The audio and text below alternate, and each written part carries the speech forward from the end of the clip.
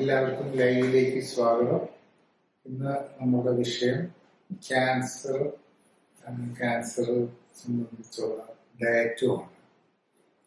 ആദ്യമായിട്ട് ഡോക്ടർ ജോളിയോട് ചോദിക്കാനുള്ളത്, ശരിക്കും ഈ ക്യാൻസറിന്റെ കാര്യം പറയുമ്പോൾ രണ്ട് കാര്യങ്ങളാണ് എപ്പോഴും വരിക.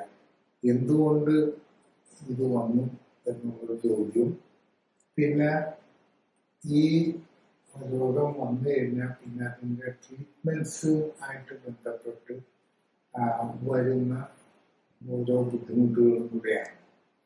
അപ്പം ഇത് രണ്ടിനും ശരിക്കും ഈ ഭക്ഷണവുമായിട്ട് വളരെ കൂടുതൽ ബന്ധമുണ്ട് എന്ന് പറഞ്ഞു കേട്ടിട്ടുണ്ട്. എന്തായിരിക്കും ഒരു ഇൻട്രൊഡക്ഷന് വേണ്ടി അത് ഇതിനെ പറ്റി പറയാൻ? ക്യാൻസർ വരുമ്പോൾ എല്ലാവരും ചോദിക്കുന്ന ചോദ്യമുണ്ട്, എനിക്ക് എന്തുകൊണ്ട് ഇത് വന്നു എന്നുള്ളത് ചോദ്യം. കാരണം ബേസിക്കലി നമ്മൾ ക്യാൻസർ വരുന്നത് എങ്ങനെയെന്ന് അറിഞ്ഞു കഴിഞ്ഞാൽ ആ ചോദ്യത്തിന് ഉത്തരവായി. ക്യാൻസർ വരുന്നത് നമ്മളുടെ സെല്ലുകളിൽ ഉണ്ടാകുന്ന, അല്ലെങ്കിൽ നമ്മളുടെ കോശങ്ങൾ, നമ്മളുടെ ബോഡി ഉണ്ടാക്കിയിരിക്കുന്നത് സെല്ലുകൾ വെച്ചാണ്. വീടുണ്ടാക്കാൻ ഇഷ്ടിക പോലെ നമ്മുടെ ബോഡി ഉണ്ടാക്കാനായിട്ട് സെല്ലുകളാണ്, അല്ലെങ്കിൽ കോശങ്ങളാണ്. ഈ കോശങ്ങളെ അടുക്കി പ്രത്യേക രീതി വെച്ചാണ് നമ്മുടെ ഈ ഷേപ്പ് എല്ലാം വരുന്നത്. അപ്പൊ ഈ കോശങ്ങൾ ഒരിക്കലും അങ്ങനെ ഒരെണ്ണം ഉണ്ടാക്കി അങ്ങനെയൊന്നും വെച്ചേക്കില്ല. നമ്മളുടെ ബോഡിയിൽ എവറി ഡേ ഒരു മിനിറ്റിൽ തന്നെ കോടാനുകൂടി സെല്ലുകൾ നശിക്കുന്നുണ്ട്, അതുപോലെ തന്നെ പുതിയത് വരുന്നുണ്ട്. അപ്പൊ അതിനൊരു നമ്മുടെ ലൈഫിലോ അല്ലെങ്കിൽ ലോകത്തെല്ലാം ചേഞ്ചിങ് ആണ്. അതുപോലെ നമ്മുടെ ബോഡിയിൽ ചേഞ്ച് ചെയ്തുകൊണ്ടേയിരിക്കും. അപ്പം ഓരോ ഈ 50 ട്രില്യൺ സെൽസ് ഉള്ളത് കുറെ പ്രായമായി മരിക്കുന്നു, അതിനെ കൊണ്ട് ഫ്യൂണറൽ ചെയ്യുന്നു, അതുപോലെ പുതിയതുണ്ടാകുന്നു. അപ്പൊ ഈ പുതിയ കോശങ്ങൾ ഉണ്ടായി വരുമ്പോൾ അതിനകത്ത് നമുക്കൊരു ജനറ്റിക്, അല്ലെങ്കിൽ നമ്മളുടെ ഒരു ഓപ്പറേഷൻ മാനുവൽ, അതാണ് നമ്മുടെ ജെനറ്റിക്സ്. അതായത് നമ്മുടെ ഓരോ സെല്ലിനകത്തും ആ സെല്ല് എങ്ങനെയാണ് പ്രവർത്തിക്കേണ്ടതെന്നുള്ള ഒരു ബേസ് ഉണ്ട്. അതിനാണ് നമ്മൾ ജനിതക ഘടന എന്നൊക്കെ പറയുന്നത്. ആ ജനിതക ഘടനയിൽ ഉണ്ടാക്കിയിരിക്കുന്ന കാര്യങ്ങളിൽ നമ്മളുടെ എന്തെങ്കിലും ഒരു ടോക്സിൻ വരികയോ, അല്ലെങ്കിൽ ന്യൂട്രീഷണൽ ഡെഫിഷ്യൻസി, അല്ലെങ്കിൽ ഓവർ എന്താണെങ്കിലും നമ്മൾ vitamin A, B, C, B1, B2, B3 എന്നൊക്കെ നമ്മൾ പറയും. ഇതിലേതെങ്കിലും കുറഞ്ഞു പോയാലും ഇതിനകത്ത് പ്രശ്നം വരാം. അതായത് ഒരു സെല്ലിൽ നിന്ന് പുതിയ ഒരു സെല്ലിനെ ഉണ്ടാക്കാൻ ശ്രമിക്കുകയാണ്. ഒരു സെല്ല് അതിനെ ഡിവൈഡ് ചെയ്ത് പുതിയത് ഉണ്ടാക്കാൻ നോക്കുമ്പോൾ അതിന് വേണ്ട ഘടകങ്ങളെല്ലാം കറക്റ്റ് പ്രൊപ്പോർഷനിലായിരിക്കണം. അത് തെറ്റുമ്പോൾ ഈ സെല്ലിനകത്ത് മ്യൂട്ടേഷൻസ് വരും. അതിപ്പോ നമ്മൾ പറയുന്നത് ഈ സൊമാറ്റിക് സെൽ എന്നാണ് നമ്മൾ സാധാരണ സെല്ലിനെ പറയുന്നത്. ജേം സെൽ എന്ന് പറയും നമ്മളുടെ എഗ്ഗും സ്പേമും, അതായത് പുതിയ ഒരു കുഞ്ഞിന് ജന്മം നൽകാൻ വേണ്ട എഗ്ഗിനെയും സ്പേമിനെയും ഉണ്ടാക്കുന്നതിന് ജേം സെൽ എന്ന് പറയും. അല്ലാത്ത നമ്മുടെ ബോഡിയിലെ നമ്മുടെ കൈയും കാലും ഹാർട്ടും ഒക്കെ ഉണ്ടാക്കുന്ന സെല്ലുകൾ പറയുന്നത് സൊമാറ്റിക് സെല്ലാണ്. ഈ സൊമാറ്റിക് സെല്ലിൽ ഇങ്ങനെ അടിഞ്ഞുകൂടുന്ന അങ്ങനെ ഒരു മ്യൂട്ടേഷനോ ഒരു ജനറ്റിക് പ്രശ്നമൊന്നും വന്നാലൊന്നും ക്യാൻസറിലേക്ക് പോകില്ല. മൾട്ടിപ്പിൾ ഘടകങ്ങൾ, മൾട്ടിപ്പിൾ ജനറ്റിക് ഡിഫോമിറ്റീസ് വന്നു കഴിയുമ്പോൾ അതിൻ്റെ ആ ഡിവിഷന്റെ കൺട്രോൾ നഷ്ടപ്പെടും. അതായത് എല്ലാ സെല്ലിനും ഒത്തിരി ഓവറായിട്ട് ഡിവൈഡ് ചെയ്യാതിരിക്കാനും അതേസമയത്ത് ആവശ്യത്തിന് ഡിവൈഡ് ചെയ്യാനും ഉള്ള ഒരു ഇതാണ് നമ്മുടെ നേച്ചറിന് വേണ്ടത്. പിന്നെ തീരെ നമുക്ക് സെല്ലിന്റെ ഡിവിഷനുള്ള കപ്പാസിറ്റി കുറഞ്ഞു പോകുമ്പോഴാണ് നമുക്ക് ഓൾഡ് ഏജ് വരുന്നത്. അതായത് നമ്മുടെ സ്റ്റെം സെൽസ് എല്ലാം തീർന്നു പോയി പുതിയ പുതിയ സെല്ലുകളെ ഉണ്ടാക്കാനുള്ള നമ്മുടെ ശേഷി കുറഞ്ഞു വരുമ്പോഴാണ് നമ്മൾ ഏജിങ് കൊണ്ടുള്ള പ്രശ്നങ്ങൾ വരുന്നത്. പിന്നെ ക്യാൻസറിൽ വരുമ്പോൾ ആ ഏതെങ്കിലും സെല്ലുകൾക്ക് ആ ഓവറായിട്ട് ഡിവൈഡ് ചെയ്യാൻ പാടും. അപ്പം അവിടെ ഒരു മുഴയായിട്ട് വരും. പിന്നെ അവരവിടെ നിന്ന് വിട്ടുപോകാൻ തുടങ്ങും. നമ്മളിപ്പോൾ ഒരു കൈയുടെ വിരലിൻ്റെതാണെങ്കിൽ അല്ലെങ്കിൽ ബോണിൻ്റെതാണെങ്കിൽ അവിടെ തന്നെ നിൽക്കാൻ ടെൻഡൻസി ഉണ്ട്. അതും ഇല്ലെന്നാണ്. അപ്പൊ അത് ബാക്കിയുള്ള ഭാഗങ്ങളിലേക്കൊക്കെ പോയി അവിടെയും വളരാൻ തുടങ്ങും. അതാണ് സെക്കൻഡറീസ്. സ്പ്രെഡ് ചെയ്തു നമ്മൾ പറയുന്നത്. സെക്കൻഡറീസ് എന്ന് പറയുന്നത് ഒരിടത്ത് തുടങ്ങി അവർ പിന്നെ മറ്റുള്ളിടത്തേക്ക് പോയി അവിടെ വളരാൻ തുടങ്ങും. അപ്പൊ പിന്നെ ബാക്കിയുള്ള എല്ലാ റിസോഴ്സസ് നമ്മളുടെ ബോഡിയിൽ നമ്മൾ കഴിക്കുന്ന ഭക്ഷണമല്ല ഇവരുടെ വളർച്ചയ്ക്കായിട്ട് മാത്രം ചെയ്യാൻ തുടങ്ങും.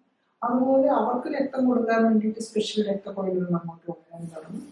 അങ്ങനെ നമ്മൾ ക്യാൻസറിലേക്ക് പോകും. അതാണ് ക്യാൻസറിന്റെ മെക്കാനിസം. അപ്പൊ നമ്മൾ എന്തുകൊണ്ട് ക്യാൻസർ വന്നു? ഒന്നെങ്കിൽ ന്യൂട്രീഷണൽ ഡെഫിഷ്യൻസി ഉണ്ടാവും, അല്ലെങ്കിൽ ടോക്സിൻസ് അതിന് കൂടിയിട്ടുണ്ടാവും. നമ്മുടെ ബോഡിയിൽ ടോക്സിൻ വരികയും ന്യൂട്രീഷണൽ ഡെഫിഷ്യൻസി വരികയും ചെയ്തതിന്റെ പേരിൽ ഉണ്ടായിരിക്കുന്ന ജനിതകപരമായിട്ടുള്ള ചേഞ്ചസ് ആണ്. അത് എവിടെ വന്നു എന്നുള്ളതനുസരിച്ച് ഏത് ഹാർട്ട് ക്യാൻസർ വരുന്നു. ഇവിടെ ക്യാൻസർ വന്നു കഴിഞ്ഞാൽ കാര്യമൊന്നും തന്നെയാണ്.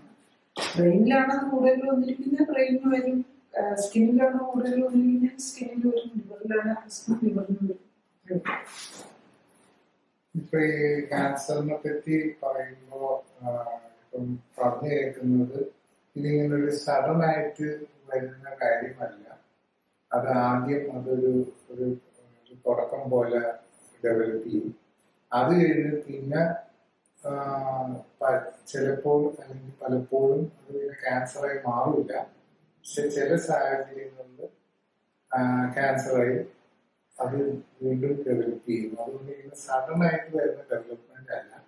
അപ്പൊ ഒരാളുടെ ജീവിതശൈലിയുമായിട്ടും ഇതിന് കണക്ഷനുണ്ട്. അതേപോലെ തന്നെ ആ ജീവിതശൈലിക്ക് ഒരു പരിധി വരെ ഈ ക്യാൻസർ ആവാതിരിക്കാനായിട്ട് പല കാര്യങ്ങളിലും സഹായിക്കാവുന്നതുമാണ്. അത് എത്രമാത്രം ശരിയാണ്? ഡെഫിനറ്റ്ലി നമ്മൾ ക്യാൻസർ എന്ന് പറയുന്നത് ഇങ്ങനെ ഒരു സ്റ്റാറ്റിക് ആയിട്ട് ക്യാൻസർ ഒന്നും അങ്ങനെ നിൽക്കുകയല്ല ചെയ്യുന്നത്. ക്യാൻസറിന്റെ തുടക്കത്തിൽ ഒരു കുറച്ച് പേഴ്സൻറ്റേജൊക്കെ ക്യാൻസർ ഈ ചേഞ്ചസ് വന്നു കഴിഞ്ഞാൽ അതിനെ ഡിസ്ട്രോയ് ചെയ്യുക എന്നുള്ളതാണ് നമ്മളുടെ ഇമ്മ്യൂൺ സിസ്റ്റത്തിന്റെ ജോലിയാണ്. അപ്പം നമ്മൾ കുറച്ച് ഒരാളൊരു സ്മോക്കർ, നമുക്കറിയാം സ്മോക്കിങ് ക്യാൻസർ ഉണ്ടാക്കുന്നില്ല, അറിയാം. അല്ലെങ്കിൽ ടൊബാക്കോ ചൂയിങ് ക്യാൻസർ വായിക്കാത്ത ക്യാൻസർ ഉണ്ടാക്കും. അപ്പൊ അതേ സമയത്ത് അയാൾ ഇപ്പം അത് കാലങ്ങൾ കൊണ്ട് അക്യുമുലേറ്റ് ചെയ്ത് കുറെ കാലം കഴിയുമ്പോഴേക്കുമാണ് വായിക്കാത്ത ക്യാൻസറോ നാക്ക ക്യാൻസറോ അല്ലെങ്കിൽ തൊണ്ടയിലെ ക്യാൻസറോ അല്ലെങ്കിൽ ലങ്സിൽ ക്യാൻസറോ ഒക്കെ ആയിട്ട് മാറുന്നത്. അതിനു മുമ്പ് തന്നെ ഇപ്പൊ അവിടെ ഒരു ചെറിയ ചേഞ്ചസ് ഒക്കെ വന്നു തുടങ്ങുമ്പോഴും നമ്മുടെ ഇമ്മ്യൂൺ സിസ്റ്റം സ്ട്രോങ് ആയിട്ട് നിൽക്കുകയാണെന്നുണ്ടെങ്കിൽ ആ ഇമ്മ്യൂൺ സിസ്റ്റത്തിന്റെ സെല്ലിൽ ക്യാൻസർ സെല്ലിനെ എല്ലാം ഡിസ്ട്രോയ് ചെയ്തുകൊണ്ടിരിക്കും. പക്ഷെ നമ്മൾ പ്രായമായി കൂടുതൽ പ്രായം ഇപ്പം അറിയാമല്ലോ, ഇപ്പൊ വർഷങ്ങൾക്ക് ശേഷമല്ലേ ക്യാൻസറിലേക്ക് പോകുന്നത്. അതൊന്ന് ഒരു ദിവസം ബോധിച്ചിട്ടല്ലല്ലോ, പിറ്റേ ദിവസം അല്ലല്ലോ വരുന്നത്. അപ്പൊ ഇതിങ്ങനെ വർഷങ്ങളായി കഴിയുമ്പോഴേക്കും നമ്മുടെ ബോഡിയിൽ ഓരോ കൊല്ലം ചെല്ലുന്തോറും ടോക്സിൻസ് അടിഞ്ഞു കൂടിക്കൊണ്ടിരിക്കുക. നമ്മുടെ പ്രായം കൂടിക്കൊണ്ടിരിക്കുന്നതനുസരിച്ച് നമ്മുടെ ഇമ്മ്യൂൺ സിസ്റ്റത്തിലെ സെൽസിനും പ്രായമാകുന്നതനുസരിച്ച് അവർക്ക് വീക്കാവും, അവരുടെ ആ സ്റ്റെം സെൽസ് കുറഞ്ഞുകൊണ്ടിരിക്കുക. ഇത് പിന്നെ അതിനൊപ്പം തന്നെ മറ്റു രോഗങ്ങളും കൂടെ വരുന്നു. ഇപ്പം ഡയബറ്റീസോ ഹൈപ്പർ ടെൻഷനോ അല്ലെങ്കിൽ ആർത്രൈറ്റിസോ പോലെയുള്ളതും പിന്നെ അതിൻ്റെ കൂടെ മരുന്നുകളും കൂടെ വരുമ്പോൾ ഈ മരുന്ന് ബോഡിയെ സംബന്ധിച്ച് ടോക്സിനാണ്. അതുപോലെ ഈ രോഗങ്ങൾ വരുമ്പോൾ ഷുഗർ കൂടുമ്പോൾ അത് ടോക്സിക്കാണ്. നമ്മൾ ഡയബറ്റിക് പേഷ്യന്റിന് കഴിക്കുന്ന ചോറ് തന്നെ വിഷം പോലെയാണ് വരുന്നത്. ഇതെല്ലാം വിഷം പോലെ വർക്ക് ചെയ്ത് കഴിയുമ്പോൾ അതിനകത്ത് വരുന്ന ഹോർമോണൽ ചേഞ്ചസും എല്ലാം കൂടെ വരുമ്പോഴേക്കുമാണ് നമ്മളൊരു ക്യാൻസറായിട്ട് മാറുന്നത്. ഒരു ക്യാൻസറിന്റെ തുടക്കമുള്ള ഒരു പേഷ്യന്റ് ഒരു വ്യക്തി കണ്ടുപിടിച്ചു അത് ഡയബറ്റിക് ആണെന്നിരിക്കും. അത് ആദ്യം ഡയബറ്റീസിന്റെ മരുന്നും അത് പ്രഷറുണ്ട്, പ്രഷറിന്റെ മരുന്നും കൂടെ ഇല്ലാതെ ഇതെല്ലാം ജീവിതശൈലി രോഗമാണ്. ഡയബറ്റീസ് ആണെങ്കിലും പ്രഷറാണെങ്കിലും കൊളസ്ട്രോൾ ആണെങ്കിലും ക്യാൻസർ ആണെങ്കിലും ഇതെല്ലാം ജീവിതശൈലി രോഗങ്ങളുടെ പ്രഭാവത്തിലാണ് വരുന്നത്. അപ്പൊ ആ ജീവിതശൈലി ഇപ്പൊ ക്യാൻസർ പേഷ്യന്റിന്റെ ട്രീറ്റ്മെന്റ് നടക്കുമ്പോൾ നമ്മൾ എന്താ ചെയ്യുന്നത്? ക്യാൻസർ ആണോ അതിനെ എങ്ങനെയെങ്കിലും മുറിച്ചു കളയുക. മുറിച്ചു കളയാവുന്നതോടാണ് കളയുക, സ്പെയർ ചെയ്യാവുന്നതോടാണ് എങ്ങനെയെങ്കിലും കളയുക. അത് മാത്രമേ ഉള്ളൂ നമ്മുടെ ലക്ഷ്യം. നാക്കിന്റെ ഒരു പൊട്ടൊരു ഭാഗത്ത് ക്യാൻസർ വന്നു കഴിഞ്ഞാൽ ഒന്നും നാക്ക് മൊത്തം എടുത്തു കളയുക, അല്ലെങ്കിൽ നാക്കിന് പകുതിയായിട്ട് എടുത്തു കളയുക. ഇപ്പൊ തൈറോയിഡിലാണെങ്കിൽ ഒരു ക്യാൻസറിന്റെ ഒരു സംശയം വന്നു കഴിഞ്ഞാൽ തന്നെ എന്താ ക്യാൻസർ ആണോ എന്ന് അറിയണമെന്നില്ല. ക്യാൻസറിന് ഒരു സംശയം ഉണ്ടെന്ന് അറിഞ്ഞു കഴിഞ്ഞാൽ ഒരു 0.5 സെന്റിമീറ്റേഴ്സ് 5 മില്ലിമീറ്റേഴ്സിന്റെ സൈസുള്ള ഇതാണെങ്കിൽ പോലും അപ്പൊ തന്നെ ഹോൾ തൈറോയ്ഡ് ഗ്ലാൻഡ് എടുത്തു കളയാൻ മാത്രമല്ല ചെയ്യുന്നു, അത് കഴിഞ്ഞിട്ട് ആ ഭാഗം മുഴുവൻ റേഡിയേറ്റ് ചെയ്യും. അത് കഴിഞ്ഞിട്ട് പിന്നെ ഒരു റേഡിയോ ആയിട്ടും തെറാപ്പി കൂടി. അങ്ങനെ ആ സെല്ലുകളെ ഇല്ലെന്നാക്കുക എന്നുള്ള ഒരു തീർത്താണ് നമ്മളിപ്പോൾ പ്രാപ്തിയാക്കിക്കൊണ്ടിരിക്കുന്നത്. ഇൻഡസ്റ്റ് വയറിലാണെങ്കിൽ ആ വയറെടുത്ത് കളയും, ആ വയറിലെ കുടലിന്റെ ആ ഭാഗം മുറിച്ചു. ലിവറിനാണെങ്കിൽ ലിവറിനെ എങ്ങനെയും എടുത്തു കളയാൻ പറ്റില്ല, അപ്പൊ അതിൻ്റെ ഒരു ലോബ് എടുത്ത് കളയും. ലങ്സിനാണെങ്കിൽ 2 ലോബ് കൊണ്ട് അതിൽ ഒരെണ്ണം എടുത്ത് കളയും. അങ്ങനെ എന്തും എടുത്തു കളഞ്ഞ് ചെയ്യാന്നുള്ളതാണ്. പക്ഷെ നമ്മളുടെ അത് ശരിക്കും പറഞ്ഞാൽ നമ്മളുടെ ഇമ്മ്യൂൺ സിസ്റ്റത്തെ ഇംപ്രൂവ് ചെയ്യുക എന്നുള്ളതാണ്. നമുക്ക് ഇപ്പോൾ പ്രത്യേകിച്ച് യങ് ഏജിൽ ഒരു 40-45 വയസ്സിൽ അല്ലെങ്കിൽ 50 വയസ്സിലാണെങ്കിൽ നമ്മുടെ ഇമ്മ്യൂൺ സിസ്റ്റത്തെ ഇംപ്രൂവ് ചെയ്യണമെങ്കിൽ എന്ത് ചെയ്യണം? നമ്മളുടെ ഈ ക്യാൻസർ സെല്ലിന് മാത്രം നമ്മളുടെ ഇമ്മ്യൂൺ സിസ്റ്റത്തിന് ഫോക്കസ് ചെയ്യാൻ പറ്റണം. ഒരു വ്യക്തിക്ക് ക്യാൻസർ ആണെന്ന് പറഞ്ഞു കഴിഞ്ഞാൽ അവിടെ ക്യാൻസറിലേക്ക് മാത്രം അവരെ ഫോക്കസ് ചെയ്യാൻ നമ്മൾ ഇമ്മ്യൂൺ സിസ്റ്റത്തിന് അവസരം കൊടുക്കുകയാണെങ്കിൽ അപ്പൊ ടോക്സിൻസ് വരരുത്. ഡയബറ്റീസ് ഉണ്ടെങ്കിൽ ഡയബറ്റീസ് കറക്റ്റ് ചെയ്യാം, ഡയറ്റിൽ വെച്ച് കൺട്രോൾ ചെയ്താൽ മതി. അതുപോലെ ഡയറ്റിൽ തന്നെ ടോക്സിൻസ്, കളറും പ്രിസർവേറ്റീവ്സും ടേസ്റ്റ് മേക്കേഴ്സും ഉള്ള കളർ എല്ലാം കൂടെ വെക്കാതിരിക്കുക. ഈവൻ കോസ്മെറ്റിക്സിന്റെ ഉപയോഗം, ഹെയർ ഡൈയും സ്ട്രൈറ്റനും ഇതുപോലത്തെ സാധനം എല്ലാം നമ്മുടെ ഇമ്മ്യൂൺ സിസ്റ്റത്തിന് സ്ട്രെയിൻ ഉണ്ടാകും. കാരണം ഇതെല്ലാം നേരെ നമ്മൾ ഹെയറിലാണ്, ഹെയറിന് ജീവനില്ല. പക്ഷെ അങ്ങനെയല്ല, ഹെയറിൽ നിന്നുള്ള കാര്യങ്ങളൊക്കെ നമ്മളുടെ ഹെയർ ഫോളിക്കിളാണ് ഏറ്റവും കൂടുതൽ ഫാസ്റ്റ് ആയിട്ട് ഗ്രോ ചെയ്യുന്നത്. നമുക്കറിയാം ക്യാൻസർ ട്രീറ്റ്മെന്റ് എടുക്കുമ്പോൾ ആദ്യം മുടിയല്ലേ ഒഴിയുന്നത്, അപ്പൊ അതത്ര ഫാസ്റ്റ് ഗ്രോയിങ് ആണ്. അപ്പൊ ആ ഹെയറിന് പോകുന്നതിൽ നമ്മളുടെ ബോഡി ടോക്സിൻസ് ഒഴിവാക്കുക എന്നുള്ളതാണ് ക്യാൻസർ പേഷ്യൻസ് ഫസ്റ്റ് ചെയ്യേണ്ട കാര്യം. അത് കഴിയുമ്പോൾ അപ്പൊ നമ്മളുടെ ഇമ്മ്യൂൺ സിസ്റ്റം ഫുള്ളി ക്യാൻസറിന്റെ സെല്ലിനെ മാത്രം ഫോക്കസ് ചെയ്യാൻ പറ്റുമെങ്കിൽ അവരവരെ എല്ലാം തിരിച്ചു പറഞ്ഞുള്ളൂ. പിന്നെ നമ്മൾ ക്യാൻസർ ഗ്രോത്തിന് അതിന് പറ്റിയ ഫുഡ്, അതിന് പറ്റിയ ആന്റി ഇൻഫ്ലമേറ്ററി ഫുഡ്, എല്ലാ ന്യൂട്രീഷനും കറക്റ്റ് ചെയ്യുക, ഇത്തരം കാര്യങ്ങൾ ചെയ്ത് കഴിഞ്ഞ് കഴിഞ്ഞാൽ ക്യാൻസർ വരുന്നത് നമുക്ക് തുടങ്ങിയിട്ടുണ്ടെങ്കിലും തടയാൻ പറ്റുന്നതേ ഉള്ളൂ. അതിന്റെ ഏറ്റവും വലിയ എൻ്റെ എക്സ്പീരിയൻസ് വെച്ച് പറയുകയാണെങ്കിൽ നമ്മൾ സാധാരണ ഞാൻ clinically support life style correction ചെയ്യുന്നത്. അപ്പം ഈ ക്യാൻസർ നമുക്ക് ലേഡീസിനാണെങ്കിൽ ഒരു 40 വയസ്സ് കഴിഞ്ഞോ, ഇപ്പം കൊച്ചുപിള്ളേർക്ക് പോലും യൂട്രൈൻ ക്യാൻസർ ഒക്കെ വരികയാണ്. അപ്പൊ യൂട്രൈൻ ആൻഡ് ഒവേറിയൻ ക്യാൻസറിന്റെ ഒക്കെ ഒരു മാർക്കറായിട്ട് യൂസ് ചെയ്യുന്നതാണ് CA-125. അതുപോലെ മെയിനാണെങ്കിൽ ആണുങ്ങൾക്കാണെങ്കിൽ ഏറ്റവും കൂടുതൽ പ്രോസ്റ്റേറ്റ് ക്യാൻസർ ആണ്. അപ്പൊ നമ്മളൊരു ഏജ് കഴിഞ്ഞവർക്കെല്ലാം പ്രോസ്റ്റേറ്റിന്റെ ESG. അപ്പം അതുപോലെ ഇപ്പം family history of colon cancer ഒക്കെ ഉണ്ടെങ്കിൽ അതിനും ഉണ്ട്, മാർക്കേഴ്സ് ഉണ്ട്. ഈവൻ സ്മോക്കേഴ്സ് ആണെങ്കിൽ സിഫ്ര എന്ന് പറഞ്ഞ വേറെ മാർക്കറുണ്ട്. അങ്ങനെ പല ക്യാൻസറിനും മാർക്കേഴ്സ് ഉണ്ട്, ബ്ലഡിൽ കൂടെ കിട്ടുന്നു. അപ്പൊ അതിന് വലിയ സ്ട്രെസ് നമുക്ക് വേറെ ഒന്നും ഇല്ലല്ലോ. സ്കാനും എക്സ്റേ റേഡിയേഷൻ പോലും വരുന്നില്ല. ഒരു ബ്ലഡ് ടെസ്റ്റ് കൊണ്ട് നമുക്ക് പല ഇതിന്റെ തുടക്കം ഉണ്ടോന്ന് അറിയാൻ പറ്റും. അപ്പം അങ്ങനെ കാണുന്ന തുടക്കമുള്ള ഇത് കൂടി നിൽക്കുന്നവര് നമ്മൾ ഈ ലൈഫ് സ്റ്റൈൽ കറക്ഷൻ ചെയ്ത്, അല്ലെങ്കിൽ ഈ clinically supported life style correction ചെയ്ത് ഏതെങ്കിലും ക്യാൻസർ മാർക്കർ കൂടുതലുണ്ടെങ്കിൽ നമ്മൾ എവറി വീക്ക് നോക്കിക്കൊണ്ടിരിക്കും. അപ്പം വളരെ ഫാസ്റ്റായിട്ട് പലരുടെയും കുറയുന്നുണ്ടെന്നുള്ളതാണ്. ചിലരുടെ കുറച്ചുകൂടെ സമയം എടുക്കുന്നിരിക്കും, ചിലരുടെ ഒരു 8th ഡേ നമ്മളിപ്പം സ്റ്റാർട്ടിങ് സമയത്ത് ചെയ്ത് കഴിഞ്ഞാൽ 8th ഡേ ആകുമ്പോൾ വീണ്ടും റിപ്പീറ്റ് ചെയ്ത് നോക്കും. അപ്പൊ 8th ഡേ ആകുമ്പോഴേക്കും പലർക്കും കുറഞ്ഞിട്ടുണ്ടാവും. പിന്നെ ഈ ചിലരൊക്കെ 4th സ്റ്റേജ് ക്യാൻസേഴ്സ് ഒക്കെ വരുന്ന പേഷ്യൻസ് ഉണ്ട്. അപ്പൊ അങ്ങനെയുള്ളവർക്ക് ചിലപ്പം 8th ഡേ ആകുമ്പോൾ കുറയണമെന്നുള്ളത് ബിക്കോസ് ആ ഒരു പ്രോഗ്രഷൻ ഓഫ് ഗ്രോത്തിൽ നിൽക്കുന്നതാണല്ലോ. അങ്ങനെയുള്ളവർ ചിലപ്പോൾ 1-2 15th ഡേ 1 month ഒക്കെ ആകുമ്പോഴേക്കായിരിക്കും കുറയുന്നതാണ്.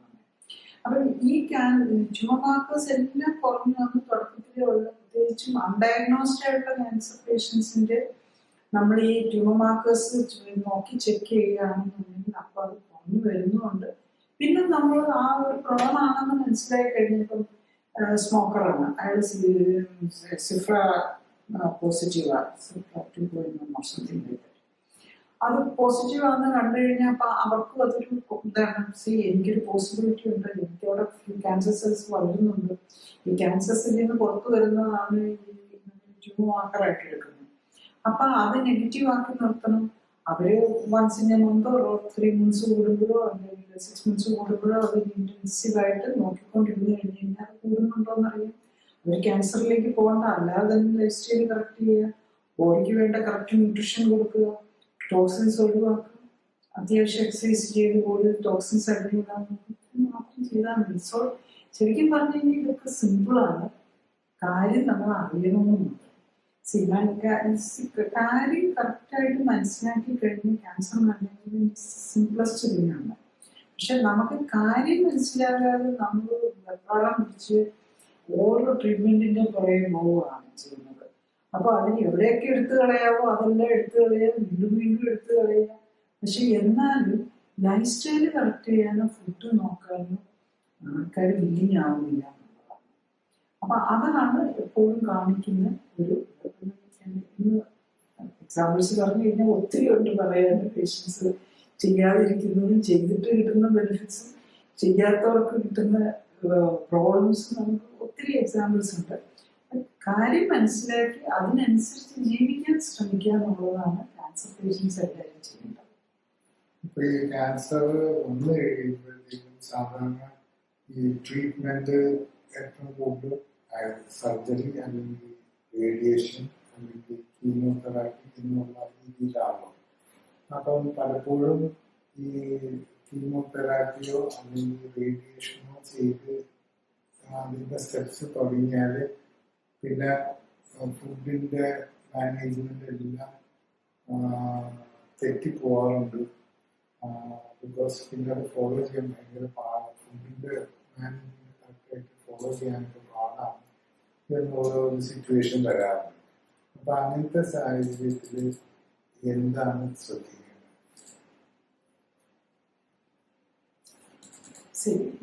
ക്യാൻസറിന്റെ നമ്മൾ ട്രീറ്റ്മെന്റ് എടുക്കുന്നു. കീമോതെറാപ്പി എന്ന് പറഞ്ഞു കഴിഞ്ഞാൽ, സർജറി എന്ന് പറഞ്ഞാൽ നമ്മൾ പാർട്ടും അതിനോട് ചുറ്റുമുള്ള ഭാഗങ്ങളെല്ലാം എടുത്തുകൊണ്ട് അതിന്റെ ലിംഫ് നോഡ്സ്, അതായത് നമ്മളുടെ ബോഡിയെ പ്രൊട്ടക്ട് ചെയ്യേണ്ട ഭാഗമാണ് ലിംഫ് നോഡ്സ്. ഇപ്പൊ നമ്മൾ ഒരു ബ്രസ്റ്റ് ക്യാൻസർ ഏറ്റവും പുറമേ കാണാവുന്ന ഏറ്റവും സിമ്പിൾ ആയിട്ടുള്ളതാണ്. ബ്രസ്റ്റ് ക്യാൻസർ വന്നെന്ന് കണ്ടു കഴിഞ്ഞാൽ, ബ്രസ്റ്റ് ക്യാൻസർ എന്തായാലും ഒരു മൊഴിയാണ്, തുടക്കത്തിൻ്റെതാണ്. നമ്മൾ പോയി മാമോഗ്രാം ചെയ്തു, മാമോഗ്രാമിൽ കാൽസിഫിക്കേഷൻ കണ്ടു കഴിഞ്ഞാൽ സൈൻ ഓഫ് ഇറ്റ്. അപ്പൊ നമ്മൾ ഫൈൻ രീതിയിൽ ആസ്പിറേഷൻ നോക്കും, അതാണ് സാധാരണ ചെയ്യുന്നത്. പക്ഷെ ശരിക്കും പറഞ്ഞു കഴിഞ്ഞാൽ മാമോഗ്രാഫിയിൽ ഒരു പോസിറ്റീവ് കണ്ടു കഴിഞ്ഞു കഴിഞ്ഞാൽ മാമോഗ്രാഫി ക്ലിയർലി ഒരു ഡൗട്ട് കാണിച്ചു കഴിഞ്ഞാൽ നമ്മൾ പെറ്റ് സ്കാൻ ആണ് ചെയ്യേണ്ടത്. പെറ്റ് സ്കാൻ ചെയ്ത് കഴിഞ്ഞ് കഴിഞ്ഞാൽ നമുക്ക് ആ മുഴ എത്ര വലുതാണ്, അതുപോലെ തന്നെ ലിംഫ് നോഡ്സ് വല്ലതും വന്നിട്ടുണ്ടോ, സെക്കൻഡറീസ് എന്തെങ്കിലും വന്നിട്ടുണ്ടോ എന്നൊക്കെ അറിയാം. പക്ഷെ നമ്മളിപ്പോഴും അത് ചെയ്യുന്നില്ല. അതെന്തുകൊണ്ടാണെന്ന് എനിക്കറിയില്ല. കാരണം എല്ലാ വെസ്റ്റേൺ കൺട്രീസ് ആണല്ലോ നമ്മൾ പ്രോട്ടോകോൾ വെക്കുന്നത്. അപ്പൊ പ്രോട്ടോകോള് വെസ്റ്റേൺ കൺട്രീസിലൊക്കെ എന്താ പ്രോബ്ലം എന്ന് ചോദിച്ചു കഴിഞ്ഞാൽ അവർക്ക് ഭയങ്കര കോസ്റ്റാണ് ഈ പെറ്റ് സ്കാൻ എന്നൊക്കെ പറയുന്നത്. അപ്പം നമ്മുടെ ഇവിടുത്തെ കണക്കിനാണെങ്കിൽ 3 to 10 lakhs വരും. പക്ഷെ നമുക്ക് ലക്കി നമുക്കൊരു പെറ്റ് സ്കാൻ ചെയ്യാൻ വേണ്ടി ഒരു 15,000 to 25,000 പെറ്റ് സ്കാൻ ചെയ്യാം. കാരണം ഒരു ക്യാൻസറിന്റെ ബ്രസ്റ്റ് ക്യാൻസറിന്റെ ഒക്കെ ട്രീറ്റ്മെന്റിന്റെ കോസ്റ്റും അതിന്റെ കോംപ്ലിക്കേഷൻസും നോക്കുമ്പോൾ അത് നിസ്സാര എമൗണ്ടേ ഉള്ളൂ. അതുപോലെ തന്നെ അതിന്റെ കോംപ്ലിക്കേഷൻ നോക്കുമ്പോൾ അതിന്റെ സൈഡ് എഫക്റ്റും അത്ര നിസ്സാരമാണ്. അപ്പൊ ശരിക്കും ഒരു സസ്പീഷ്യസ് ആയിട്ട് കണ്ടു കഴിഞ്ഞാൽ നമ്മൾ ഏത് ക്യാൻസർ ആണെങ്കിലും ഒരു പെറ്റ് സ്കാൻ ആണ് ചെയ്യുന്നത്. ആ പെറ്റ് സ്കാൻ ചെയ്യുമ്പോൾ നമുക്ക് ക്ലിയർലി അറിയാം മെറ്റബോളിക് ആക്ടിവിറ്റിയാണ് അവിടെ നോക്കുന്നത്. അപ്പൊ പെറ്റ് സ്കാനിൽ അവിടെ ഒരു ക്യാൻസർ കാണിക്കുന്നില്ല എന്നുണ്ടെങ്കിൽ പിന്നെ നമ്മൾ അത്ര പറയേണ്ട കാര്യമില്ല. ജസ്റ്റ് ഗോ അഹെഡ് വിത്ത് ഫുഡ് കറക്ഷൻ നോക്കുക.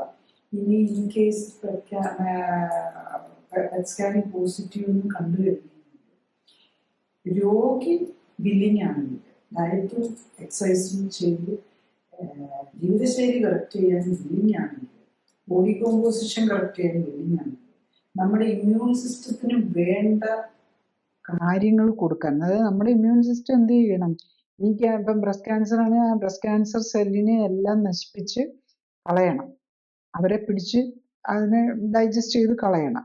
അതിന് പകരം പുതിയ സെല്ലിനെ ഉണ്ടാക്കി കൊടുക്കണം. അവർക്ക് ആകെ വേണ്ടത് ന്യൂട്രീഷനാണ്. നമുക്ക് വേണ്ട എല്ലാ വൈറ്റമിൻസും മിനറൽസും പ്രോട്ടീനും ഒമേഗ 3യും ഒമേഗ 6ഉം എല്ലാം കറക്റ്റ് പ്രൊപ്പോർഷനിൽ കൊടുത്തു കഴിഞ്ഞാൽ അവർ ആ വർക്ക് ചെയ്യും. അതിനൊപ്പം തന്നെ നമുക്ക് ഇപ്പം ടൈപ്പ് 1 ഡയബറ്റീസ് ഒക്കെ ടൈപ്പ് 2 ഡയബറ്റീസ് ഒക്കെ ആണെങ്കിൽ അവർക്കൊക്കെ ഇൻസുലിൻ ലെവൽ ഒത്തിരി കൂടുതലായിരിക്കും. അവരുടെ ഇമ്മ്യൂൺ സിസ്റ്റം മൊത്തം തെറ്റിക്കിടക്കായിരിക്കും. ഇൻസുലിൻ ലെവൽ കൂടുമ്പം ഇമ്മ്യൂൺ സിസ്റ്റത്തിന് പ്രോപ്പറായിട്ട് വർക്ക് ചെയ്യാൻ പറ്റില്ല. അപ്പോൾ ഡയബറ്റിക് ആണെങ്കിൽ ലോ കാർബ് ഡയറ്റ് എടുത്തു കഴിഞ്ഞാൽ ഏത് ഡയബറ്റീസും മാറും. ടൈപ്പ് 2 ഡയബറ്റീസ് എന്ന് പറഞ്ഞാൽ നമ്മുടെ പാൻക്രിയാസ് ആവശ്യത്തിന് വർക്ക് ചെയ്യുന്നുണ്ട്. അവിടെ നമ്മൾ ഫുഡ് കൺട്രോൾ മാത്രം മതി. ഏത് ഡയബറ്റീസും ഏത് ഷുഗറും നമുക്ക് കൺട്രോൾ ചെയ്യാൻ പറ്റുന്നേ ഉള്ളൂ. ഇതിൻ 24 hours നമുക്ക് ഷുഗർ കൺട്രോൾ ചെയ്യാം. അപ്പോൾ ഈ 24 hours കൊണ്ട് നമ്മുടെ ഇമ്മ്യൂൺ സിസ്റ്റം പ്രോപ്പർലി ഫങ്ഷൻ ആവുകയാണ് ചെയ്യുന്നത്. അപ്പം അങ്ങനെ ഈ ടോക്സിൻസ് എല്ലാ മരുന്നിനെ നമ്മൾ ടോക്സിനായിട്ട് തന്നെ വേണം. കാരണം അത് റിയലി ടോക്സിനാണ്. any മരുന്നും ടോക്സിനാണ്. അതാ പ്രത്യേക ഡോസിൽ വരുമ്പോൾ നമ്മൾ ഈ സാധനത്തിനെ എല്ലാം നമ്മുടെ ലിവറും ഇമ്മ്യൂൺ സിസ്റ്റം വേണം അതിനെല്ലാം ടാക്കിൾ ചെയ്യാൻ. സോ അത്തരം മരുന്നുകളെല്ലാം ഒഴിവാക്കി കറക്റ്റ് ന്യൂട്രീഷനും കൊടുത്തു കഴിഞ്ഞാൽ പിന്നെ നമുക്ക് നോക്കാമല്ലോ. സ്കാനിങ് ട്യൂമർ മാർക്കേഴ്സ് ഉണ്ട്, പെറ്റ് സ്കാൻ ഉണ്ട്. പെറ്റ് സ്കാൻ നമുക്കിപ്പോൾ ഒരു ബ്രസ്റ്റ് എടുത്തു കളയാൻ എളുപ്പമാണ്. ഒരു സർജന് പഠിച്ചിട്ടുള്ള ഒരാൾക്ക് ആർക്കും ഡോക്ടേഴ്സിനെ സംബന്ധിച്ചിടത്തോളം ഒരു സർജറിയും ഡിഫിക്കൽട്ട് അല്ല. അവർക്ക് അതിനൊരു പ്രോട്ടോകോൾ ഉണ്ട്, അതനുസരിച്ച് ചെയ്യുക എന്നുള്ളതേ ഉള്ളൂ. സർജൻസ് ചെയ്ത് നമ്മൾ കൈക്ക് താഴൊക്കെ വന്നിരിക്കുന്ന ആൾക്കാരാണ്, അവർക്കത് ചെയ്യാം. പക്ഷെ എടുത്തു കളയുക എന്നുള്ളതല്ല, ഇങ്ങനെ സേവ് ചെയ്യുക. നമ്മുടെ അവയവമാണ്. നമ്മളതിനെ എടുത്തു കളയുമ്പോൾ നമുക്ക് ശരിയായിരിക്കും. ഇപ്പം ബ്രസ്റ്റ് ഫീഡിങ് കഴിഞ്ഞു 50 വയസ്സുള്ളവർക്ക് ബ്രസ്റ്റിന് വലിയ അങ്ങനെ നോക്കിയ ഒരു ഫങ്ഷൻ ഇല്ലെങ്കിലും പക്ഷെ നമ്മളുടെ ബോഡിയുടെ ഒരു ഇമേജാണ്, നമ്മളുടെ ആ ഇമേജിനാണ് ഒരു കോട്ടം വരുന്നത്. അതുപോലെ അതിന് സെൻസിറ്റിവിറ്റി, സെക്ഷൽ ഫങ്ഷൻസ് എല്ലാം വരുന്നുണ്ട്. ബേസിക്കലി നമ്മുടെ ഇന്റഗ്രിറ്റി അങ്ങ് കുറയുകയാണല്ലോ ചെയ്യുന്നത്. അപ്പം അതിൻ്റെതായ ഒരു അതുകൊണ്ടാണല്ലോ നമ്മൾ ഈ ബ്രസ്റ്റ് റീകൺസ്ട്രക്ഷൻ സർജറിയും പ്ലാസ്റ്റിക് സർജറിയും ഒക്കെ ചെയ്ത് റീകൺസ്ട്രക്ട് ചെയ്യാൻ ശ്രമിക്കുന്ന അങ്ങനെ എന്തുകൊണ്ടാണല്ലോ. ഈവൻ റീകൺസ്ട്രക്ട് ചെയ്താലും നമ്മൾ സെൻസേഷനോ നിപ്പിളിൻ്റെ ആ സെൻസിറ്റിവിറ്റിയോ ഒന്നും കിട്ടുകയില്ല. കാരണം അവിടുത്തെ ആ നെർവ് സിസ്റ്റം ഡാമേജ് ഉണ്ടാവും. അപ്പം നമുക്ക് ഫിസിക്കലി മറ്റൊരാൾക്ക് കാണുമ്പം ഒക്കെ ആയിട്ട് തോന്നുമെങ്കിലും സ്വയം നോക്കുമ്പോൾ ഉള്ള ആ ഫീലിംഗ് ഒരിക്കലും നമുക്ക് ആ റീകൺസ്ട്രക്ട് ചെയ്തതിനകത്ത് കിട്ടുകയില്ല. എക്സ്റ്റേണലി അപ്പിയറൻസിൽ നമുക്ക് ഒക്കെ ആക്കാൻ പറ്റുന്നതേ ഉണ്ടാവുള്ളൂ. ഒരു പരിധി വരെ എത്രയാണേലും സെൻസിറ്റിവിറ്റിയും അങ്ങനത്തെ കാര്യങ്ങളൊക്കെ കുറഞ്ഞു പോകും. അപ്പം നമ്മൾ ശ്രമിക്കേണ്ടത് എന്താണെന്ന് ചോദിച്ചു കഴിഞ്ഞു കഴിഞ്ഞാൽ നമ്മൾ ഇത് ജീവിതശൈലി രോഗം ഓപ്പറേഷൻ്റെ കുറവ് കൊണ്ടല്ല ഈ ക്യാൻസർ വന്നിരിക്കുന്നത്, റേഡിയേഷൻ്റെ കുറവ് കൊണ്ടും അല്ല. റേഡിയേഷൻ ക്യാൻസർ വരുത്തും എന്നുള്ള കാര്യം എല്ലാവർക്കും അറിയാം. അതുപോലെ ഈ ക്യാൻസർ മെഡിസിൻസ് എല്ലാം ക്യാൻസറിന് സാധ്യത കൂട്ടുകയാണ് ചെയ്യുന്നതെന്ന് നമുക്കെല്ലാം അറിയാം. പക്ഷെ നമ്മൾ അതാണ് ചെയ്യുന്നത്. അപ്പം അവിടെയാണ് നമുക്ക് വന്നിരിക്കുന്ന നമ്മളുടെ ഈ മെഡിക്കൽ മാനേജ്മെന്റിൽ വന്നിരിക്കുന്ന ഒരു മെയിൻ ഫ്ലോ അതാണ്. അപ്പം അത് നമ്മൾ കറക്റ്റ് ചെയ്ത് നമ്മൾ ഇമ്പോർട്ടൻസ് നമ്മുടെ ബോഡി ഉണ്ടാക്കിയിരിക്കുന്ന മരുന്നോ റേഡിയേഷനോ ഓപ്പറേഷനോ ഒന്നും വെച്ചിട്ടല്ല. നമ്മുടെ ബോഡി ഉണ്ടാക്കിയിരിക്കുന്നത് ജസ്റ്റ് ഫുഡ് വെച്ചിട്ടാണ്. ആ ബേസിക് അണ്ടർസ്റ്റാൻഡിങ് ഉണ്ടാവുകയും ആ ബോഡിക്ക് വേണ്ടത് കൊടുക്കുകയും ചെയ്തു കഴിഞ്ഞു കഴിഞ്ഞാൽ ഒരു നല്ല പരിധി വരെ നമുക്ക് ഇത് ചെയ്യാൻ പറ്റും. പിന്നെ അതിന് നമുക്ക് ഇപ്പം ഫുഡിൽ കൺട്രോൾ ചെയ്യാനും കുറച്ച് ഫിസിക്കൽ ആക്ടിവിറ്റി ചെയ്യാനും ഒക്കെ വില്ലിങ്നെസ് ഉണ്ടാകണം, അതിനുള്ള ശേഷി ഉണ്ടാകണം. പലപ്പോഴും പല മൾട്ടിപ്പിൾ റേഡിയേഷനും എടുത്ത് മൾട്ടിപ്പിൾ കീമോതെറാപ്പി എടുത്ത് നമ്മുടെ ഇമ്മ്യൂൺ സിസ്റ്റം തന്നെ ഡിസ്ട്രോയ്ഡ് ആയിട്ടുണ്ടാവും. അങ്ങനെ വന്നു കഴിഞ്ഞാൽ അവർക്ക് ആ ഹീലിംഗ് പവർ കുറഞ്ഞു പോകും. ശരിക്കും പറഞ്ഞാൽ കീമോതെറാപ്പിയും റേഡിയേഷനും പ്രത്യേകിച്ച് ഒരു മുഴ മാത്രം എടുക്കുന്നതിന് കുഴപ്പമില്ല. പക്ഷെ അതിനോടുകൂടിയുള്ള ഇമ്മ്യൂൺ സെൽസും ഗ്ലാൻസും എല്ലാം എടുത്ത് അവിടെ എല്ലാം റേഡിയേഷൻ ചെയ്ത് കഴിഞ്ഞു കഴിഞ്ഞാൽ നമ്മളെ സപ്പോർട്ട് ചെയ്യാനും നമ്മളുടെ ഇന്റേണൽ ഹീലർ ആരാണ്? ഇമ്മ്യൂൺ സിസ്റ്റമാണ്. ഇമ്മ്യൂൺ സിസ്റ്റത്തിനെ ഡിസ്ട്രോയ് ചെയ്യുന്നതനുസരിച്ച് നമുക്ക് നമ്മുടെ ഹീലിംഗ് പവർ കുറഞ്ഞു പോവുകയാണ് ചെയ്യുന്നത്. അപ്പം നമ്മൾ ഇന്നത്തെ ക്യാൻസർ ട്രീറ്റ്മെന്റിന്റെ എല്ലാ മെത്തേഡ്സും നമ്മുടെ ഇമ്മ്യൂൺ സിസ്റ്റത്തെയും കൂടെ ഡിസ്ട്രോയ് ചെയ്യുന്നതാണ്. ആ കാര്യം കൂടെ നമ്മൾ മനസ്സിലാക്കണം. എത്ര കുറച്ച് ട്രീറ്റ്മെന്റ് എടുത്തോ അപ്പോഴായിരിക്കും ഏറ്റവും ഇമ്മ്യൂൺ സിസ്റ്റം ഏറ്റവും ബെറ്റർ ആയിട്ടിരിക്കുന്നത്. നമ്മൾ ഫാസ്റ്റ് ആയിട്ട് തന്നെ അത് മാത്രമല്ല, നമ്മൾ കരുതും ഈ ജീവിതശൈലിയൊക്കെ വെച്ച് മാറ്റാൻ എത്ര കാലം എടുക്കും, അതുമല്ല നടക്കുന്ന കാര്യമാണെന്ന്. പക്ഷെ എൻ്റെ എക്സ്പീരിയൻസിൽ പറഞ്ഞു കഴിഞ്ഞാൽ അത്രയും ഫാസ്റ്റായിട്ട് വേറെ ഒന്നിലും നടക്കുകയില്ല. കാരണം അത് ഏറ്റവും പ്രൂവ് ചെയ്യാൻ എളുപ്പം നമുക്ക് ജീവിതശൈലി രോഗങ്ങളിലെ പ്രൂഫായിട്ട് കാണിച്ചു തരാൻ ഏറ്റവും എളുപ്പം ഡയബറ്റീസാണ്. ഡയബറ്റീസിന്റെ 400-500 ഷുഗർ നിൽക്കുകയാണെങ്കിലും അവരുടെ ഒരു ഇൻസുലിൻ എടുത്ത് അവരുടെ ഒരു പ്രോപ്പർ കൺട്രോളിലേക്ക് വരണമെങ്കിൽ ഇന്നത്തേക്ക് 2 ആഴ്ചയെങ്കിലും ഒക്കെ ഹോസ്പിറ്റലിൽ അറ്റ്ലീസ്റ്റ് 1 വീക്ക് ഹോസ്പിറ്റലൈസ് ചെയ്യണം. എന്നിട്ട് ഇൻസുലിനും എടുത്ത് ടാബ്ലറ്റും എടുത്താൽ. ഇതൊരു ഹോസ്പിറ്റലൈസേഷൻ പോലും ഇല്ലാതെ നമുക്ക് വീട്ടിലിരുന്നുകൊണ്ട് തന്നെ വിതിൻ 24 hours ഷുഗർ കുറയുന്നത് നമുക്ക് കാണാൻ പറ്റും. അപ്പം ഷുഗറിന് അത്ര ഇഫക്റ്റീവ് ടൈപ്പ് 2 ഡയബറ്റീസ് 4 നേരം ഇൻസുലിനും എടുത്ത് 3-4 തരം ഡയബറ്റിക് മെഡിസിൻ ഗുളികയും കഴിച്ചിട്ടും കൺട്രോൾ ആകാത്തവർക്ക് വിതിൻ 24 to 48 hours റീസണബിൾ കൺട്രോളിലേക്ക് വരാൻ എന്നുണ്ടെങ്കിൽ അതൊരു ജീവിതശൈലി രോഗമാണ്. അപ്പൊ എന്തുകൊണ്ട് ക്യാൻസറിന് പറ്റില്ല? കാരണം അതാണ് നമ്മൾ ചിന്തിക്കേണ്ടത്. ഏത് ഇതിലാണെങ്കിലും നമ്മൾ കറക്റ്റായിട്ട് ചെയ്യുക, പക്ഷെ അതിനുള്ള ആ അവയർനെസ് ഉണ്ടാക്കിയെടുക്കുക എന്നുള്ളതാണ് നമ്മൾ ചെയ്യേണ്ടത്. ഈ ക്യാൻസറിന്റെ കാര്യം പറയുമ്പോൾ ഈ ഇൻഫെക്ഷൻസ് കൊണ്ടും ക്യാൻസർ വരാം. വൈറസോ ബാക്ടീരിയയോ പാരസൈറ്റിന്റെ ഒക്കെ ഇൻഫെക്ഷൻ കൊണ്ട് വരാമെന്ന് പറയുന്നു. ഈ ഇൻഫെക്ഷൻ കൊണ്ട് വരുന്ന ക്യാൻസേഴ്സ് ഒരു വലിയ പരിധി വരെയും ഉണ്ടെന്നാണ്, ഒരു വലിയ വിഭാഗം ക്യാൻസറും അങ്ങനെ വരുന്നതാണെന്നാണ് പറയുന്നത്. അപ്പം അങ്ങനത്തെ സാഹചര്യത്തിൽ ശരിക്കും പറഞ്ഞാൽ ഈ ഫുഡും ഈ ഇങ്ങനത്തെ ഇൻഫെക്ഷൻസുമായിട്ട് എന്തെങ്കിലും കണക്ഷൻ ഉണ്ടോ? ഇൻഫെക്ഷൻ കൊണ്ട് വരുന്ന ക്യാൻസറിൽ നമ്മൾ ഏറ്റവും ഒന്ന് രണ്ട് ഫ്യൂ എക്സാമ്പിൾസ് എടുത്തു കഴിഞ്ഞാൽ, ഒന്ന് ബ്ലഡ് ക്യാൻസറാണ്. ബ്ലഡ് ക്യാൻസറിൽ ഒരു ലിംഫോമ, ഹോട്ട്സ്കിൻ ലിംഫോമ എന്നൊക്കെ പറഞ്ഞ ഒരു വിഭാഗമുണ്ട്. അതിനകത്തൊരു എപ്സ്റ്റീൻ ബാർ വൈറസ് എന്നും പറഞ്ഞൊരു വൈറസ് വന്നു കഴിയുമ്പോൾ പിള്ളേർക്ക് വരാം, വലിയവർക്ക് വരാം, ഒക്കെ വരുന്ന ക്യാൻസറാണ് ബ്ലഡ് ക്യാൻസറിൽ പെടുന്നത്. അതിൻ്റെ ഒരു റീസൺ എപ്സ്റ്റീൻ ബാർ വൈറസ് ആണ്. ആ വൈറസ് കയറി കഴിഞ്ഞ് കഴിയുമ്പോൾ വൈറസ് നമ്മുടെ ഇമ്മ്യൂൺ സിസ്റ്റത്തിന് അങ്ങ് കിടക്കുകയാണ് ചെയ്യുന്നത്. അപ്പം നമ്മുടെ ഇമ്മ്യൂൺ സെൽസ് വീക്കാവും. അപ്പം നമ്മളുടെ അവര് ശരിക്കും ബ്ലഡ് ക്യാൻസറിൽ എന്താ സംഭവിക്കുന്നത്? നമ്പർ ഓഫ് സെൽസ് കൂടുക ചെയ്യുന്നത്, വെളുത്ത രക്താണുക്കളുടെ എണ്ണം കൂടുക ചെയ്യുന്നത്. ലിംഫോമ എന്ന് പറഞ്ഞാൽ ആ ലിംഫോസൈറ്റ്സ് കൂടുകയാണ്. ലുക്കീമിയ എന്ന് പറയുന്നതിനകത്താണെങ്കിൽ നമ്മൾ മറ്റേ ടൈപ്പ് ഈ ന്യൂട്രോഫിൽസ് എന്ന് പറഞ്ഞ 2 തരം വെളുത്ത രക്താണുക്കളാണുള്ളത്. അതിലെ ലിംഫോസൈറ്റ്സും മറ്റ് മൈലോസൈറ്റ്സ് എന്ന് പറയും. ഇത് രണ്ടിലും വിഭാഗത്തിൽ ഉള്ളത് ഏതാണെങ്കിലും നമ്മൾ വെള്ള രക്താണുക്കളിൽ നിന്ന് എടുത്താൽ മതി. അതിൽ അതിൻ്റെ നമ്പർ കൂടുക ചെയ്യുന്നത്, അല്ലാതെ കുറഞ്ഞു പോവുകയല്ല. പക്ഷെ അതിൻ്റെ ഫങ്ഷൻ ഇല്ലെന്നായി പോകുന്നു. നമ്മൾ മൈക്രോസ്കോപ്പിൽ നോക്കിക്കഴിഞ്ഞാൽ അതിൻ്റെ ന്യൂക്ലിയസ് അങ്ങ് വലുതാകും. അതാണ് ക്യാൻസർ സെല്ലിൻ്റെ എല്ലാത്തിൻ്റെയും പ്രത്യേകത. അതിൻ്റെ ആ നമ്മളുടെ സെല്ലിനകത്ത് ഉള്ള ന്യൂക്ലിയസ് എന്ന് പറയും. അതിനകത്താണ് നമ്മുടെ ജനറ്റിക് മെറ്റീരിയൽ ഇരിക്കുന്നത്. ന്യൂക്ലിയസിൻ്റെ വലുപ്പം ഓവറായിട്ട് വർദ്ധിക്കും. അതാണ് നമ്മൾ ബേസിക്കലി ഒരു ക്യാൻസറിൻ്റെ നമ്മൾ ഈ മൈക്രോസ്കോപ്പി വെച്ച് ഹിസ്റ്റോപതോളജി റിപ്പോർട്ടിലൊക്കെ നോക്കുന്ന അതാണ് ക്യാൻസർ സെല്ല് വരുന്നുണ്ടെന്നുള്ളത്. അപ്പം ഈ സെല്ലിനകത്ത് നമ്മളുടെ ബോൺ മാരോയിൽ പോയി നമ്മുടെ മജ്ജയ്ക്കകത്താണ് ഈ വെളുത്ത രക്താണുക്കളൊക്കെ ഉണ്ടാക്കുന്നത്. അപ്പം വെളുത്ത രക്താണുക്കൾ ഉണ്ടാക്കുമ്പോൾ അതിനകത്ത് ഈ വൈറസ് കയറി കിടക്കുകയാണ്. അപ്പം ഈ വൈറസ് കയറിയ സെല്ലുകൾക്ക് ഫങ്ഷൻ ഇല്ല. അപ്പൊ കൂടുതൽ നമ്മുടെ ബോഡി എന്ത് ചെയ്യും? അതിന് ഫങ്ഷൻ ഇല്ലല്ലോ. പക്ഷെ നമുക്ക് ഇൻഫെക്ഷൻ മറ്റുള്ള കാര്യങ്ങൾക്ക് വേണ്ടി വർക്ക് ചെയ്യാനായിട്ട് വെളുത്ത രക്താണുക്കളെ വേണം. അപ്പം ബോഡി കൂടുതൽ ഉണ്ടാക്കാൻ നോക്കും. അപ്പോൾ കൂടുതൽ ഉണ്ടാക്കണമെങ്കിൽ എന്ത് വേണം? ന്യൂട്രീഷൻ വേണം. അപ്പം ആവശ്യത്തിൽ കൂടുതൽ ഇങ്ങനെ ഡിവൈഡ് ചെയ്തുകൊണ്ടിരിക്കുമ്പോൾ ആവശ്യത്തിന് ന്യൂട്രീഷനും കൂടെ ഉണ്ടാവില്ല. അപ്പം വീണ്ടും ഈ സെല്ല് അബ്നോർമൽ സെൽസ് കൂടുതൽ ഉണ്ടാക്കിക്കൊണ്ടിരിക്കും. പക്ഷെ അവസാനം ബ്ലഡ് ക്യാൻസർ പേഷ്യൻസിന് എന്താ സംഭവിക്കുന്നത്? ഇൻഫെക്ഷൻ വന്നോ അല്ലെ ബ്ലീഡിങ് വന്നോ ഒക്കെയല്ലേ അവർ മരിക്കുന്നത്.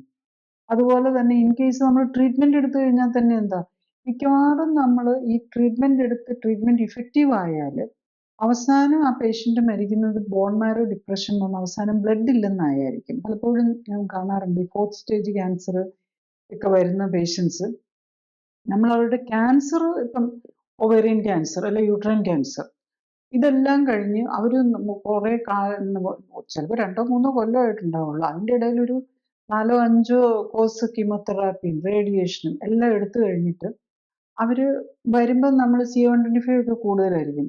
അപ്പോൾ നമ്മൾ ഈ ക്ലിനിക്കലിൽ നമ്മൾ ഈ ഫുഡും എക്സസൈസും ഒക്കെ വെച്ച് CA-125 ഒക്കെ കുറയ്ക്കാൻ പറ്റും. പക്ഷെ അപ്പോഴേക്കും അവർ അനീമിക് ആയിട്ടുണ്ടാവും. അപ്പം അവർക്ക് മജ്ജയ്ക്കകത്ത് ഈ ബോൺ മാരോയ്ക്കകത്ത് ആവശ്യത്തിന് ഹീമോഗ്ലോബിൻ ഉണ്ടാക്കാൻ പറ്റില്ല. അപ്പൊ പല പേഷ്യൻസും മരിക്കുന്നത് രക്തക്കുറവ് കൊണ്ടായിരിക്കും. അപ്പൊ പിന്നെ അവർക്ക് ആകെ നമ്മൾ ഈ ബ്ലഡ് ട്രാൻസ്ഫ്യൂഷൻ ഒക്കെ കൊടുത്ത് അവരുടെ ആ ഒന്ന് മെയിൻറ്റെയിൻ ചെയ്തുകൊണ്ട് പോകാനായിരിക്കും പറ്റുന്നത്. അപ്പൊ പല ഇതിലും ശ്രദ്ധിച്ചു കഴിഞ്ഞാൽ അറിയാം. അല്ലെങ്കിൽ ഈ ട്രീറ്റ്മെന്റിന്റെ പാർട്ടായിട്ട് നമ്മൾ ഈ കീമോതെറാപ്പിയും ഇതൊക്കെ എടുക്കുമ്പോൾ എന്താ പറ്റുന്നതെന്ന് വെച്ചാൽ ഈ വെളുത്ത രക്താണുക്കൾ അങ്ങ് കുറഞ്ഞു പോകും. എന്നിട്ട് ഈ കൗണ്ട് കുറഞ്ഞു പോകും. അതുകൊണ്ടാണല്ലോ എല്ലാവരോടും കൗണ്ട് ചെക്ക് ചെയ്യണമെന്ന് പറയില്ലേ. കൗണ്ട് കുറഞ്ഞു പോയിട്ട് വൈറസോ ബാക്ടീരിയ ഇൻഫെക്ഷൻ വന്നായിരിക്കും മരിക്കുന്നത്. പിന്നെ ഇതുപോലെ ഇൻഫെക്ഷൻസ് ക്യാൻസറിന് കാരണവുമാകും. ക്യാൻസർ വന്നു കഴിഞ്ഞ് കീമോതെറാപ്പി എടുത്തു കഴിഞ്ഞാൽ വീണ്ടും നമ്മുടെ ഇൻഫെക്ഷൻസിന് ചാൻസ് കൂടി ക്യാൻസർ ട്രീറ്റ്മെന്റിൽ ഇരിക്കുന്നവര് മറ്റുള്ള രോഗങ്ങൾ വന്ന് മരിക്കാനും കാരണം ഈ ഇമ്മ്യൂണോ സപ്രഷൻ തന്നെയാണ്. ഇമ്മ്യൂണിറ്റി, ഈ ട്രീറ്റ്മെന്റ് എല്ലാം കീമോതെറാപ്പി എല്ലാം ഇമ്മ്യൂണിറ്റിയാണ് ബാധിക്കുന്നത്. നമ്മുടെ ഏറ്റവും fast dividing cells immune cells ആണ്. അതുപോലെ ഹെയർ ഫോളിക്കിൾ. അപ്പൊ അതിന്റെ നമുക്ക് മജ്ജയ്ക്കകത്ത് എന്താ സംഭവിക്കുന്നത് നമുക്ക് കാണാൻ പറ്റില്ലല്ലോ. പക്ഷെ നമ്മുടെ ഹെയർ ഫോളിക്കിളിൽ എന്താ സംഭവിക്കുന്നത് നമുക്ക് കാണാം. ഹെയർ മുഴുവൻ താഴെ പോകും. അതാണ്. അപ്പൊ അത് തന്നെ നമ്മുടെ മജ്ജയ്ക്കകത്ത് സംഭവിക്കുന്നുണ്ടെന്ന് നമ്മൾ മനസ്സിലാക്കണം. അപ്പൊ കീമോതെറാപ്പി കൂടുന്നതനുസരിച്ച് നമ്മളുടെ ഈ സ്റ്റെം സെൽസിനെയാണ് ഇത് ഏറ്റവും ബാധിക്കുക. അപ്പൊ അതിനിങ്ങനെ ഡിപ്ലീഷൻ വന്നുകൊണ്ടിരിക്കും. അതുകൊണ്ടാണ് ഒരു ക്യാൻസർ വന്നു കഴിഞ്ഞാൽ നമുക്ക് കുറച്ചുനാൾ കഴിയുമ്പോൾ അടുത്ത ക്യാൻസർ ആയിരിക്കും വരുന്നത്. കാരണം ഈ മെഡിക്കേഷനും അതുപോലെ ഈ റേഡിയേഷനും എല്ലാം വീണ്ടും ക്യാൻസറസ് പോസിബിലിറ്റി വർദ്ധിപ്പിക്കുന്നുണ്ട്. അതും കൂടെ മനസ്സിലാക്കണം നമ്മൾ. ഈ പലപ്പോഴും കേൾക്കുന്നത് ഈ പ്രോസസ്ഡ് ഫുഡുകൾ, കൂടുതൽ ഫുഡ് പ്രോസസ്സ് ചെയ്യുന്ന ഒരു സിറ്റുവേഷനാണ് ഇപ്പം ഉള്ളത്. എന്നിട്ട് അങ്ങനെ പ്രോസസ്സ് ചെയ്ത ഫുഡിൽ പിന്നെ എന്തെങ്കിലും ടേസ്റ്റ് മേക്കേഴ്സോ അല്ലെങ്കിൽ അങ്ങനത്തെ കാര്യങ്ങളോ ആർട്ടിഫിഷ്യൽ സ്വീറ്റ്നസ് ഒക്കെ ആഡ് ചെയ്യുന്ന ഒരു സിറ്റുവേഷനും അല്ലെങ്കിൽ വേറെ എന്തെങ്കിലും ടേസ്റ്റ് തരുന്ന കാര്യങ്ങൾ ആഡ് ചെയ്യുന്ന സിറ്റുവേഷനും ഒക്കെ വരാറുണ്ട്. അപ്പം പറഞ്ഞു കേട്ടേക്കുന്നത് ഇങ്ങനെ ഈ ആഡ് ചെയ്യുന്ന കാര്യങ്ങളോ ഈവൻ ആർട്ടിഫിഷ്യൽ സ്വീറ്റ്നസോ അല്ലെങ്കിൽ പ്രോസസ്സിങ് കൂടുന്നതോ നമ്മളുടെ ഈ ക്യാൻസർ ഉണ്ടാക്കാനും ക്യാൻസറിന്റെ ഏതെങ്കിലും ഒരു ഇന്റർമീഡിയറ്റ് സ്റ്റേജിലാണെങ്കിൽ പോലും അതിനെ കൂടുതൽ ക്യാൻസറിലേക്ക് മാറാനും ആയിട്ട് ചിലപ്പം ചാൻസ് കൂട്ടുമെന്നാണ്. അത് എന്തുകൊണ്ടാണ്? പ്രോസസ് ഫുഡ് എന്ന് പറയുമ്പോൾ അതിനകത്തേക്ക് ഏത് രീതിയിൽ അത് പ്രോസസ്സ് ചെയ്തു എന്നുള്ളതാണ് നമ്മൾ അതിന്റെ ഇമ്പോർട്ടൻസ് വരുന്നത്. ഒരു സാധനത്തിന് ജസ്റ്റ് ഉണക്കി ഏറ്റവും പ്രോസസ്സിങ്ങിൽ നമുക്കറിയാം. നമ്മൾ സീഡ്സ് ഒക്കെ എന്താ നെല്ലാണെങ്കിൽ അതിനെ ഉണക്കി സൂക്ഷിക്കുകയാണ് ചെയ്യുന്നത്. അല്ലെങ്കിൽ പയറാണെങ്കിൽ പച്ചക്കിരുന്ന് കഴിഞ്ഞാൽ അത് പെട്ടെന്ന് കേടായിപ്പോൾ അതിനെ നമ്മൾ സൂര്യപ്രകാശത്തിലിട്ട് ഉണക്കി സൂക്ഷിച്ചു വെക്കുന്നു. ഡ്രൈ വന്നു കഴിയുമ്പം അതിനകത്ത് ജീവികൾക്ക് മറ്റുള്ളവർക്ക് വളരാൻ പറ്റില്ല, ഫംഗസിന് വളരാൻ പറ്റില്ല, ബാക്ടീരിയക്ക് വളരാൻ പറ്റില്ല. കാരണം അവർക്ക് വെള്ളം വേണം. അപ്പൊ എത്ര ഡ്രൈ ആക്കി വെക്കുന്നു അത്രയും നല്ലതാണ്. ജസ്റ്റ് ഒരു സാധനം ഡ്രൈ ആക്കി വെച്ചത് മാത്രമേ ഉള്ളെങ്കിൽ, അല്ലെങ്കിൽ പൊടിച്ചു അത് ഡ്രൈ ആക്കി ഒരു സീൽഡ് ഇതിനകത്ത് വെച്ചത് മാത്രമേ ഉള്ളെങ്കിൽ ഒരു കുഴപ്പമില്ല. അതിനെ പ്രോസസ്സ് ചെയ്തു, പക്ഷെ അതിന് പ്രോബ്ലം വരുന്നില്ല. പക്ഷെ നമ്മൾ ഈ ഇപ്പോഴത്തെ പ്രോസസ്സിങ്ങിൽ എന്താ സംഭവിക്കുന്നത്, അതിനെ നമ്മൾ ഇതിനാക്കി വെക്കുമ്പോഴേക്കും അതിനകത്തേക്ക് കുറെ കെമിക്കൽ ആഡ് ചെയ്യുക. So many chemicals. ഇപ്പൊ നമ്മൾ റെഡ് മീറ്റ് എന്ന് പറയും, റെഡ് മീറ്റ് കൊള്ളൂല എന്ന് പറയും. അത് ഈ സാഹിബിന്റെ വെസ്റ്റേൺ കൺട്രീസിലൊക്കെ ഈ റെഡ് മീറ്റ് കൂടുതൽ യൂസ് ചെയ്യുന്നതിനാ സോസേജ് ആയിട്ടും അങ്ങനത്തെ സാധനങ്ങളൊക്കെ. ഈ സോസേജ് എന്നൊക്കെ പറയുമ്പോൾ അതിനകത്തേക്ക് കുറേ കെമിക്കലാണ്. അപ്പൊ നമുക്കറിയാം മീറ്റ് ഒരു 24 hour വെച്ച് കഴിഞ്ഞ് കഴിഞ്ഞാൽ അത് സ്മെല്ലി ആയി നമുക്ക് അടുപ്പിക്കാൻ പറ്റില്ല, നമുക്ക് തിന്നാൻ പറ്റാത്ത നിലയിലാവും. പക്ഷെ ഒരു സോസേജ് എടുത്ത് പുറത്ത് വെച്ച് നോക്കിക്കോ, എത്ര ദിവസം കഴിഞ്ഞ് കഴിഞ്ഞാലും നമുക്ക് വീണ്ടും വേണമെങ്കിൽ അതെടുത്ത് ഫ്രൈ ചെയ്ത് കഴിഞ്ഞ് കഴിഞ്ഞാലും ഈവൻ ഫ്രിഡ്ജിനകത്ത് കറണ്ട് ഇല്ലാതെ ഇരുന്ന് കഴിഞ്ഞ് കഴിഞ്ഞാൽ അതിന് വലിയ കുഴപ്പമൊന്നും വരികയില്ല, നമുക്ക് കഴിക്കാവുന്നേ ഉള്ളൂ. എന്താണ്, സ്മെല്ല് വരാൻ പോകുന്നില്ല. ടേസ്റ്റ് ഇച്ചിരി ചെറിയ വേരിയേഷനൊക്കെ വന്നാലും ഒരു കുഴപ്പം ഉണ്ടാവില്ല. അപ്പം ബേസിക്കലി ഈ പ്രോസസ്ഡ് ഫുഡ് എന്ന് പറയുമ്പോൾ അതിനകത്ത് എന്ത് കെമിക്കൽ ആഡ് ചെയ്തു എന്നുള്ളതാണ്. അപ്പൊ നമ്മൾ മീറ്റിനെ നല്ല കറക്റ്റായിട്ട് ഫ്രോസൺ ആയിട്ട് വെച്ചിട്ട് നേരെ നമ്മൾ എടുത്ത് ഉപയോഗിച്ച് കഴിഞ്ഞ് കഴിഞ്ഞാൽ കുക്ക് ചെയ്ത് കഴിഞ്ഞാൽ അതിന് പ്രോബ്ലം വരണമെന്നില്ല. പക്ഷെ അതിനകത്ത് കുറെ ഫോർമാൽഡിഹൈഡ് ഇട്ട് വെച്ച് അല്ലെങ്കിൽ കുറെ കെമിക്കലും കൂടി ഇട്ട്, കാരണം നമുക്കറിയാം ഫ്രീസറൊന്നും അത്ര നമ്മളുടെ ഇവിടുത്തെ ഒന്നും എപ്പോഴും കറണ്ട് ഒന്നും ഉണ്ടാവില്ല. അതുകൊണ്ട് ഫ്രീസറിൽ വെച്ചിരിക്കുന്ന സാധനത്തിനകത്ത് മിക്കവാറും അതിനകത്ത് കുറെ കെമിക്കലും കൂടി ഇട്ടായിരിക്കും വെച്ചിരിക്കുന്നത്. നമുക്കറിയാലോ ഫിഷൊക്കെ മുഴുവനും കൊണ്ടുവരുന്നത് ബേസിക്കലി ഈ ഫോമാൽഡിഹൈഡും അമോണിയയും അങ്ങനത്തെ സാധനങ്ങളും കൂടി ഇട്ടാണ്. അതൊക്കെയാണ് നമുക്ക് ക്യാൻസർ വരുത്തുന്നത്. ഡെഫിനറ്റ്ലി. അതുപോലെ ഈ റെഡ് മീറ്റ്, നമ്മൾ ഈ സോസേജും അതുപോലെ ചില സാധനങ്ങളൊക്കെ ചുമന്നിരിക്കാൻ വേണ്ടി അതിന്റെ കളറ് നമുക്കറിയാം. മീറ്റ് വേവിച്ച് കഴിഞ്ഞ് കഴിഞ്ഞാൽ അതിന്റെ കളറ് മാറും, അതൊരു പെയിൽ ഡാർക്ക് കളറിലേക്ക് പോകും. പക്ഷെ ചില മീറ്റുകൾ നമുക്ക് കാണാം കുക്ക് ചെയ്ത് കഴിഞ്ഞ് ഭംഗിയായിട്ട് നല്ല പിങ്ക് കളറിലിരിക്കും. അതിനകത്തൊക്കെ കെമിക്കൽ ഇട്ടിരിക്കുന്ന ആ കെമിക്കലാണ് നമുക്ക് ക്യാൻസർ ഉണ്ടാകുന്നത്. അപ്പൊ നമ്മൾ കുറച്ച് മീറ്റ് നമ്മൾ ഉപയോഗിച്ചിട്ടുണ്ടെങ്കിൽ നമുക്ക് ക്യാൻസർ വരുന്നില്ല. അത് മോഡറേറ്റ് ക്വാണ്ടിറ്റി, ഒരു സാധനവും കൂടി പോകാൻ പാടില്ല. പക്ഷെ മോഡറേറ്റ് ക്വാണ്ടിറ്റി ആയിട്ട് മീറ്റ് ഫ്രഷ്, അതിനകത്ത് കെമിക്കലൊന്നും ആഡ് ചെയ്യാത്ത സാധനമാണെന്നുണ്ടെങ്കിൽ നോ പ്രോബ്ലം. അപ്പൊ അവിടെയാണ് നമ്മൾ പ്രോസസ്ഡ് ഫുഡും മറ്റതും തമ്മിലുള്ള വ്യത്യാസം വരുന്നത്. എന്തോരം കെമിക്കൽ, നമ്മൾ എന്ത് കെമിക്കലും നമ്മളുടെ ബോഡിക്ക് നമ്മളുടെ ഈ വാ മുതൽ നമ്മളുടെ തൊണ്ട മുതൽ കുടല് മുതൽ മൊത്തത്തിൽ ഇമ്മ്യൂൺ സിസ്റ്റത്തിൽ പേസ് പാച്ചസ് എന്ന് പറയും. അതുപോലെ നമുക്ക് തൊണ്ടയില് നമുക്കറിയാലോ ടോൺസിൽ ഉണ്ടെന്നുള്ളത്. ഈ ടോൺസിൽ പോലെയുള്ളത് കുറേ ഉണ്ട് നമ്മുടെ ഇൻഡസ്ട്രിയിൽ മൊത്തം കിടക്കുകയാണ്. എന്ത് നമ്മൾ കഴിച്ചു കഴിഞ്ഞാലും ആദ്യം നമ്മുടെ ഇമ്മ്യൂൺ സിസ്റ്റം വേണം സെൻസ് ചെയ്ത് അതിനെ ഓക്കെ ചെയ്ത് വെച്ചിട്ടേ വിടാൻ പറ്റുള്ളൂ. അത് ഓക്കെ അല്ലെന്ന് അവർ തീരുമാനിച്ചു കഴിഞ്ഞ് കഴിഞ്ഞാൽ അതിനെ ഡിസ്ട്രോയ് ചെയ്യാന്നുള്ളത്, അല്ലെ ഡിസ്ട്രോയ് ചെയ്യാനുള്ള, അതിനെ നശിപ്പിക്കാനുള്ള ഒരു പ്രോസസ്സാണ്. അപ്പൊ അതിന് അവർക്ക് പറ്റാതെ വരുമ്പോൾ അത് പറ്റാതെ ഉള്ളിൽ കയറി ചെല്ലുന്ന സാധനങ്ങളെല്ലാമാണ് നമുക്ക് പ്രോബ്ലം ഉണ്ടാക്കുന്നത്. അതൊക്കെ തന്നെയാണ് നമുക്ക് ക്യാൻസർ. ഇപ്പൊ നമുക്കറിയാം ആൽക്കഹോള് ലിവർ ക്യാൻസർ ഉണ്ടാക്കും. അതുപോലെ തന്നെ നമ്മൾ നേരത്തെ ഇൻഫെക്ഷനും ക്യാൻസറുമായിട്ട് പറഞ്ഞു. ഹെപ്പറ്റൈറ്റിസ് എ, ബി, സി ഇതൊക്കെ നമുക്ക് എ അത്രയും വരികയില്ല, ബിയും സിയും ഇയും ഒക്കെ ലിവർ ക്യാൻസർ ഉണ്ടാക്കും. അതൊക്കെ ലിവർ സെല്ലിനകത്ത് കിടക്കുകയാണ്. അത് ബയോളജിക്കൽ ഏജൻസ്, ഈ വൈറസും ബാക്ടീരിയ ഒക്കെ ഒരു ബയോളജിക്കൽ ഏജന്റ് ആയിട്ട് വന്ന് അത് നമുക്കൊരു ടോക്സിൻ പോലെ വർക്ക് ചെയ്യുക. അപ്പൊ നമ്മുടെ ഇമ്മ്യൂൺ സിസ്റ്റത്തിന് സ്ട്രെയിൻ ഉണ്ടാക്കുകയാണ് ചെയ്യുന്നത്. അപ്പൊ ഈ കേറിയ സെല്ലിനെ എല്ലാം മാറ്റി പുതിയതിനെ ഉണ്ടാക്കണം. ഒരു സെല്ല് മാറിയാൽ പിന്നെ വൈറസിനെ അല്ല നമ്മുടെ ബോഡി മാറ്റാൻ നോക്കുന്നത്, നമ്മുടെ ഇമ്മ്യൂൺ സിസ്റ്റം പിടിക്കാൻ നോക്കുന്നത്. ആ വൈറസ് കയറിയ സെല്ലിനെ തന്നെ എടുത്ത് കളയണം, എന്നിട്ട് പുതിയതിനെ ഉണ്ടാക്കണം. അവിടെയാണ് നമ്മുടെ ന്യൂട്രീഷൻ ഇമ്പോർട്ടൻസ് വരുന്നത്. പിന്നെ നമ്മൾ വൺസ് ക്യാൻസർ സെല്ലായി കഴിഞ്ഞു കഴിഞ്ഞാൽ അവരൊരു പ്രത്യേക രീതിയിലാണ് അത് റിയാക്ട് ചെയ്യുന്നത്. അപ്പൊ അതിന് ഗ്ലൂക്കോസ് വേണം, പിന്നെ ചില അമിനോ ആസിഡ്സ് വേണം, അത് വെച്ചാണ് അവർ ഗ്രോ ചെയ്യുന്നത്. അപ്പൊ അതിനെയൊക്കെ കട്ട് ചെയ്യണം. ഇപ്പം ഗ്ലൂക്കോസ്, ഇപ്പം ക്യാൻസർ പേഷ്യൻസ് ആണെങ്കിൽ കാർബോഹൈഡ്രേറ്റ് കുറഞ്ഞ ഡയറ്റ് കഴിക്കണം. മീറ്റിനകത്താണ് പല അമിനോ ആസിഡ്സ് ഉണ്ട്. ഈ അമിനോ ആസിഡ്സ് വെച്ചിട്ട് ഗ്ലൂക്കോസ് ബോഡിക്ക് ഉണ്ടാക്കാം. അപ്പം ഓവറായിട്ട് എന്നാൽ മീറ്റ് കഴിച്ചേക്കാന്നും പറഞ്ഞു 1/2 കിലോ 1 കിലോ ഒക്കെ മീറ്റ് എടുത്ത് കഴിക്കാൻ പറ്റില്ല. കാരണം അങ്ങനെ മീറ്റ് കഴിച്ചാൽ അതിനകത്ത് നിന്ന് കാർബോഹൈഡ്രേറ്റ് ഉണ്ടാക്കാം. അപ്പം വളരെ മോഡറേഷനിലുള്ള meat, non veg, protein high ആയിട്ടുള്ള ഫുഡ് കഴിക്കുക. അതുപോലെ വൈറ്റമിൻസും മിനറൽസും എല്ലാം പ്രൊപ്പോർഷനേറ്റ് ആയിട്ടുള്ളതും കാർബോഹൈഡ്രേറ്റ് കുറവുള്ളതും ആയിട്ടുള്ള ഫുഡാണ് നമ്മൾ ശരിക്കും ഒരു ക്യാൻസർ പേഷ്യൻ്റ് കഴിക്കേണ്ടത്. അപ്പൊ അങ്ങനെ കഴിച്ചുകൊണ്ട് നമ്മളുടെ ബോഡിയിൽ എക്സസ് കൊഴുപ്പുണ്ടെങ്കിൽ അത് കളയുക. അപ്പൊ നമ്മുടെ ഈ കൊഴുപ്പും നമ്മുടെ ഇമ്മ്യൂൺ സിസ്റ്റവും ആയിട്ട് വളരെ റിലേറ്റഡ് ആണ്. നമ്മുടെ ബോഡിയിൽ ശരിക്കും പറഞ്ഞു കഴിഞ്ഞാൽ നമ്മളെ എല്ലാം കൺട്രോൾ ചെയ്യുന്നത് ഫൈനലി വരുമ്പോൾ കൊഴുപ്പാണ്. അപ്പൊ ആ കൊഴുപ്പിന്റെ proportions omega-3-6 balance, omega-3 ഹീലിങ്ങും omega-6 ഡിഫൻസും ആണ്. അപ്പൊ ഈ ഡിഫൻസും ഹീലിങ്ങും തമ്മിലുള്ള ബാലൻസ് കറക്റ്റ് ചെയ്യണം. അപ്പം ഇങ്ങനെ കുറെ കാര്യങ്ങൾ നമ്മൾ ചെയ്യുമ്പോഴാണ് നമുക്ക് ഫാസ്റ്റായിട്ട് ക്യാൻസർ സെല്ലിനെ ഒക്കെ ഡിസ്ട്രോയ് ചെയ്യാൻ പറ്റുന്നത്. അങ്ങനെയാണ്. ഇപ്പൊ ഈ ക്യാൻസറിന്റെ ഫുഡിന്റെ കാര്യം പറയുമ്പോ ഈ ട്രീറ്റ്മെന്റിന്റെ സമയത്ത് ഈ റേഡിയേഷനോ അല്ലെങ്കിൽ കീമോ അങ്ങനത്തെ ട്രീറ്റ്മെന്റിന്റെ സമയത്ത് ഈ ഫുഡുമായിട്ട് ബുദ്ധിമുട്ട് വരുന്ന, ഫുഡ് കഴിക്കാനായിട്ട് ബുദ്ധിമുട്ട് വരുന്ന സിറ്റുവേഷൻ വരുമല്ലോ.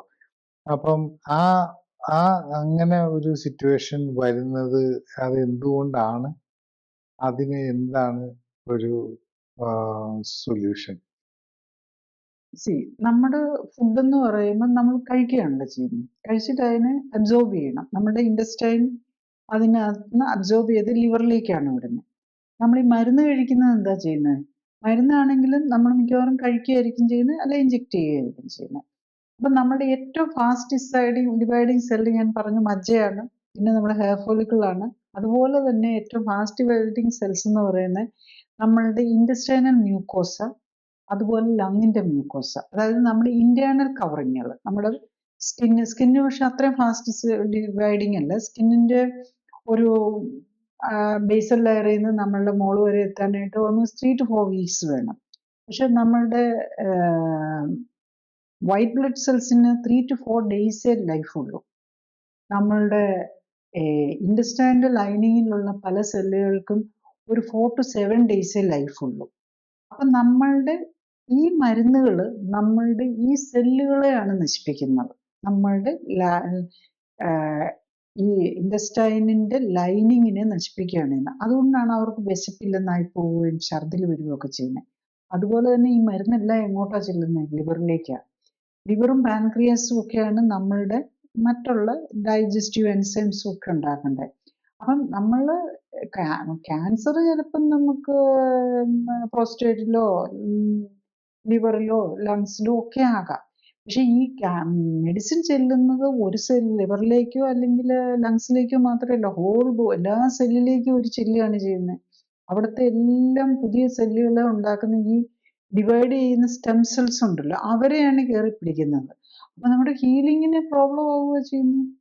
അപ്പൊ നമുക്ക് പുതിയ സെല്ല് വന്ന്, ഞാൻ പറഞ്ഞല്ലോ നമ്മളുടെ ഈ ഇൻഡസ്ട്രൈനൽ സെൽസിനൊക്കെ ഒരു 4 to 7 days ലൈഫ് ഉള്ളൂ. അപ്പം നാച്ചുറൽ കോസിൽ തന്നെ അവർ 4 ദിവസം കൊണ്ട് മാറ്റണം. അപ്പൊ 4 അല്ല 7 ദിവസം കൊണ്ട് മാറ്റേണ്ട സെല്ലുകൾക്ക് പുതിയ സെല്ല് ഉണ്ടാക്കണ്ടേ? അപ്പൊ അവിടെ നമ്മൾ ആ പ്രോസസ്സിനെയാണ് ബ്ലോക്ക് ചെയ്യുന്നത്. സെല്ലിന്റെ ഡിവിഷനെ ബ്ലോക്ക് ചെയ്യുകയാണ് ചെയ്യുന്നത്. എന്തിനാ? ക്യാൻസർ സെൽ ഓവറായിട്ട് ഫാസ്റ്റായിട്ട് ഗ്രോത്ത് ചെയ്യാതിരിക്കാൻ വേണ്ടിയിട്ട്, അവരുടെ ഡിവിഷനെ ബ്ലോക്ക് ചെയ്യാൻ വേണ്ടിയിട്ട് നമ്മുടെ ഹോൾ ബോഡിയുടെ സെൽ ഡിവിഷനെയാണ് ബ്ലോക്ക് ചെയ്യുന്നത്. അപ്പം നമുക്ക് ഇൻഡസ്ട്രൈനൽ സെല്ല്, അപ്പം ചിലർ വരുമല്ലോ ഈ ഭയങ്കര വൊമിറ്റിങ്ങും ഭയങ്കര ഈവൻ ബ്ലീഡിങ് വരുന്ന സാഹചര്യങ്ങൾ വരാറുണ്ട്. ഇൻഡസ്ട്രൈനിൽ നിന്ന് ബ്ലീഡിങ് വരും, രക്തം ഛർദ്ദിക്കുക, അതുപോലത്തെ സാഹചര്യം ഈ മരുന്നിന്റെ സൈഡ് ഇഫക്റ്റ് ആയിട്ട് വരുന്നു. അപ്പൊ അവിടെ അൾസറുകൾ വരികയാണ്, അപ്പം പ്രോബ്ലംസ് വരും. ലിവറിന് ഡാമേജ് വരുന്ന, ലിവർ വേണ്ട ഡൈജസ്റ്റീവ് എൻസൈംസ് ഉണ്ടാക്കാൻ. ഇതുകൊണ്ടാണ് ഛർദിലെല്ലാം വരുന്നത്. അപ്പം നമുക്ക് എന്ത് പറ്റും? നമുക്ക് ഫുഡ് പ്രോപ്പറായിട്ടുള്ള ന്യൂട്രീഷൻ അവിടെ കിട്ടാതെ വരും. കഴിക്കാൻ പറ്റൂല, കഴിച്ചാൽ അത് അബ്സോർബ് ചെയ്യാൻ പറ്റൂല. പിന്നെ ന്യൂട്രീഷൻ ഇല്ലാതെ നമ്മൾ ഇങ്ങനെ പുതിയ സെല്ലുണ്ടാക്കും. അപ്പൊ നമ്മുടെ ഉള്ള നല്ല സെല്ലുകളെയും കൂടെ ഡിസ്ട്രോയ് ചെയ്തുകൊണ്ടിരിക്കുകയാണ് ഈ മരുന്നുകൾ. അപ്പൊ അവിടെയാണ് നമ്മുടെ പ്രോബ്ലം വരുന്നത്. അപ്പം അതുകൂടാതെ നമ്മളൊരു കറക്റ്റായിട്ടുള്ള ഒരു ക്യാൻസർ ഡയറ്റിലാണെങ്കിൽ ഈ വൈറ്റമിൻസും മിനറൽസും എല്ലാം കറക്റ്റായിട്ട് കിട്ടണം. 14 വൈറ്റമിൻസ് ഉണ്ട്, 14 മിനറൽസ് ഉണ്ട്, ഒമേഗ 3യും 6ഉം കിട്ടണം. കാർബോഹൈഡ്രേറ്റ് അധികം വരാൻ പാടില്ല. അപ്പോൾ കാർബോഹൈഡ്രേറ്റ് ഏറ്റവും മിനിമൈസ് ചെയ്യണം. അതുപോലെ പ്രോട്ടീൻ ആണെങ്കിലും, പ്രത്യേകിച്ച് ഈ പ്രോട്ടീനിൽ തന്നെ ഒരു 21 അമിനോ ആസിഡ്സ് ആണുള്ളത്. അതിൽ ഗ്ലൂട്ടാമിക് ആസിഡ് എന്നൊക്കെ പറഞ്ഞ കുറച്ച് കാര്യങ്ങൾ വരും. അതിൽ നിന്നാണ് നമുക്ക് ഫാസ്റ്റായിട്ട് തന്നെ ഗ്ലൂക്കോസ് ഉണ്ടാക്കാം. അപ്പോൾ നമ്മൾ ഒത്തിരി മീറ്റും കഴിക്കാൻ പാടില്ല. നമ്മുടെ ബോഡിയുടെ റീബിൽഡിങ്ങിന് വേണ്ടത്രയും പ്രോട്ടീനെ നമ്മൾ കൊടുക്കാൻ പാടുള്ളൂ, അല്ലെ അമിനോ ആസിഡ്സേ കൊടുക്കാനും പാടുള്ളൂ. അപ്പൊ അങ്ങനെ വളരെ സിസ്റ്റമാറ്റിക് ആയിട്ട് ബേസിക്കലി അതിന് അങ്ങനെ ചെയ്യണമെന്നുണ്ടെങ്കിൽ അത് നമ്മൾ എന്താണെന്ന് അറിയണം. അത് ട്രീറ്റ് ചെയ്യുന്ന ആൾക്കറിയണം. അതുപോലെ രോഗിക്ക് അത് മനസ്സിലാക്കാനുള്ള ബുദ്ധി ഉണ്ടാവണം. അപ്പം അറ്റ്ലീസ്റ്റ് നമ്മൾ ട്രീറ്റ് ചെയ്യുന്ന ആള് പറയുന്നത് അത് വിശ്വസിച്ച് ചെയ്യാനുള്ള. കാരണം വിശ്വസിക്കാൻ അത്ര എളുപ്പമല്ല. കാരണം ലാസ്റ്റ് 50 years ആയിട്ട് നമ്മൾ കീമോതെറാപ്പിയും റേഡിയേഷനും, ഭക്ഷണത്തിന് യാതൊരു ഇമ്പോർട്ടൻസും ഇല്ല. പണ്ട് നമ്മളെ ഓൾഡ് ഇന്ത്യൻ സിസ്റ്റത്തിനും ഭക്ഷണത്തിനും പഥ്യത്തിനും ഒക്കെ വലിയ ഇമ്പോർട്ടൻസ് കൊടുത്തിരുന്നു. പക്ഷെ ലാസ്റ്റ് 50 years ആയിട്ട് നമ്മൾ അതൊക്കെ അന്ധവിശ്വാസം പോലെയാണ്, അതിലൊന്നും ഒരർത്ഥമില്ല എന്നുള്ള നിലയിൽ നമ്മൾ മാനേജ് ചെയ്തു. അപ്പം ഇതൊന്നും അല്ല. ഇനിയിപ്പം നമ്മൾ 50 years ആയിട്ട് ഈ കീമോതെറാപ്പിയും റേഡിയേഷനിലും വിശ്വസിച്ചിരുന്ന് നമ്മുടെ ഒരു ജനറേഷനെ പെട്ടെന്ന് ഇതല്ല നമ്മൾ ഫുഡ് കൺട്രോൾ ചെയ്ത് കഴിഞ്ഞാൽ പറ്റുമെന്ന് ചിന്തിപ്പിക്കാനായിട്ട് അത്ര എളുപ്പമൊന്നുമല്ല. അല്ലെങ്കിൽ അതിനായിട്ടുള്ള അത്ര ഇന്റലിജന്റ് ആയിരിക്കണം അവര്. അല്ലെങ്കിൽ അതൊന്നും ചിന്തിക്കാനോ വിശ്വസിക്കാനോ ഒന്നും അവർക്ക് പറ്റുകയില്ല. അപ്പം അതുകൊണ്ട് നമുക്ക് ഉള്ളി ഒരു സെലക്റ്റഡ് ആൾക്കാർക്ക് മാത്രമേ ശരിക്കും പറഞ്ഞു കഴിഞ്ഞാൽ ഈ രീതിയിലൊക്കെ ചിന്തിക്കാനും ഈ രീതിയിൽ അതനുസരിച്ച് നമ്മുടെ ബോഡി അഡ്ജസ്റ്റ് ചെയ്യാനും. പിന്നെ പലരും ഭയങ്കര ഫോണ്ട് ഓഫ് ഫുഡായിരിക്കും. സ്വീറ്റിനോടും ഇങ്ങനെ കാർബോഹൈഡ്രേറ്റിനോടുള്ള ക്രേവിംഗ് ആണ് ഏറ്റവും കൂടുതൽ. നമുക്കറിയാം ആൽക്കഹോളിനോടുള്ള ക്രേവിംഗ് പോലെ തന്നെയാണ് കാർബോഹൈഡ്രേറ്റ് നമ്മുടെ ബ്രെയിനിൽ അത്ര ക്രേവിങ് ഉണ്ടാക്കുന്ന സാധനമാണ്. പിന്നെ ഈ ക്യാൻസർ സെല്ല് തന്നെ നമ്മുടെ ക്രേവിങ് കൂട്ടും. അപ്പൊ നമുക്ക് ക്യാൻസർ സെല്ലിന് വേണ്ടത് കാർബോഹൈഡ്രേറ്റ് ആണ്. അപ്പം എന്തെങ്കിലും കാർബോഹൈഡ്രേറ്റ് തിന്നണം എന്നുള്ള ഇതായിരിക്കും. അപ്പൊ അതിൽ നിന്നൊക്കെ ഒന്ന് മാറി അത് നമുക്ക് കൊള്ളൂല എന്ന് മനസ്സിലാക്കി അതിനെ ഒഴിവാക്കണമെങ്കിലും ഒക്കെ കുറച്ചൊരു മെന്റൽ പവറും കൂടെ വേണം. അപ്പം കാര്യം സിമ്പിളാണ്. പക്ഷെ അത് മനസ്സിലാക്കി എടുക്കാനും അതിനുള്ള ഇന്റലിജൻസും അതിനുള്ളൊരു സാഹചര്യം അതിനുള്ളൊരു സപ്പോർട്ടും. ഇപ്പൊ പല പേഷ്യൻസും ഞാൻ കാണാറുണ്ട്, പ്രത്യേകിച്ച് പ്രായമായവർ, എനിക്ക് ഓപ്പറേഷൻ വേണ്ട, എനിക്ക് ക്യാൻസർ അല്ലെങ്കിൽ ബൈപ്പാസ് പറയുമ്പോൾ എനിക്ക് ഓപ്പറേഷൻ വേണ്ടെന്ന്. പക്ഷെ വീട്ടുകാർ സമ്മതിക്കുകയല്ല. അപ്പം എങ്ങനെയും ഓപ്പറേഷൻ ചെയ്യിപ്പിക്കണം, അല്ലെങ്കിൽ ഓപ്പറേഷൻ ചെയ്തില്ലെങ്കിൽ എങ്ങനെയാ, അല്ലെങ്കിൽ കീമോതെറാപ്പി എടുക്കണം, എടുത്തില്ലെങ്കിൽ എങ്ങനെയാണെന്നുള്ള, ബിക്കോസ് ജനറൽ കൺസെപ്റ്റ് അതാണല്ലോ. റേഡിയേഷനും കീമോതെറാപ്പിയും സർജറിയും വെച്ച് അതിനെ വേഗം മുറിച്ച് കളയുക എന്നുള്ള ഒരിതാണ് വരുന്നത്. അപ്പൊ അങ്ങനെയുള്ള ഒരു നമ്മളുടെ ഇത്രയും സോഷ്യലി ഫിക്സ്ഡ് ആയിട്ട് പോയിട്ടുള്ള ഒരു കാര്യത്തിൽ നിന്ന് ഒരു ചേഞ്ച് പേഷ്യന്റിന് വേണമെങ്കിലും പേഷ്യന്റ് അത് കിട്ടുകയില്ല. പിന്നെ ഈവൻ മോഡേൺ മെഡിസിൻ ഡോക്ടേഴ്സ് ആണെങ്കിൽ പോലും ഇപ്പൊ ഞാൻ കാണുന്നുണ്ട്, ഡയബറ്റീസിന്റെ ഇൻസുലിൻ നിർത്തി എന്ന് പറഞ്ഞാൽ ഡോക്ടർ പോലും നോക്കുന്നില്ല അവരുടെ ഷുഗർ കൺട്രോൾ ആണോ എന്ന് നോക്കുന്നില്ല. എന്തിനാ ഇൻസുലിൻ നിർത്തി അല്ലെങ്കിൽ എന്തിനാ ഡയബറ്റിക് നിർത്തിയെന്ന് ചോദിച്ച് ഫയറിങ് ആയിരിക്കും കിട്ടുന്നത് പലപ്പോഴും പേഷ്യൻസ്. കഴിഞ്ഞ ദിവസം ഒരു പേഷ്യന്റ് പറയാം, ഡോക്ടർ ഞാൻ കാറ്ററാക്ട് സർജറിക്ക് ചെയ്തപ്പോൾ ഞാൻ ഡയബറ്റീസിന്റെ മെഡിസിൻ ഇൻസുലിനൊക്കെ നിർത്തി എന്ന് പറയുമ്പോൾ ഡോക്ടർ എന്നെ ഒത്തിരി വഴക്ക് പറഞ്ഞു. അപ്പം അദ്ദേഹത്തിന് ശരിക്കും പറഞ്ഞു കഴിഞ്ഞാൽ ഈ മരുന്നും ഇൻസുലിനും ഒക്കെ എടുത്തുകൊണ്ടിരുന്നപ്പോൾ നമ്മൾ ആദ്യം നോക്കുമ്പോൾ എന്നിട്ട് 500 സംതിങ് ആയിരുന്നു അദ്ദേഹത്തിന്റെ ഷുഗറിന്റെ ലെവല്. അപ്പം ആ പേഷ്യന്റ് തന്നെ പറയുകയാണ്, എനിക്കല്ലേ അറിയത്തുള്ളൂ, ഞാൻ 530 ഇപ്പൊ എൻ്റെ 130 140 കൂടുതൽ പോകാറില്ല മരുന്നൊന്നും ഇല്ലാതെ. അപ്പൊ എനിക്കറിയാലോ, അന്ന് എൻ്റെ HbA1c നിന്നിരുന്ന 14 പോയിന്റ് സംതിങ് ആയിരുന്നു, ഇന്ന് എനിക്ക് 5.4 5.3 ഉള്ളൂ. എനിക്കറിയാം, പക്ഷെ ഡോക്ടർക്ക് മനസ്സിലാക്കാൻ പറ്റുന്നില്ല. ഈ ഡോക്ടേഴ്സ് ഒക്കെ, കാരണം നമ്മൾ അത്രയും ബ്രെയിൻ വാഷ്ഡാണ്. അപ്പൊ ഡോക്ടേഴ്സിനെ പറഞ്ഞിട്ട് കാര്യമില്ല.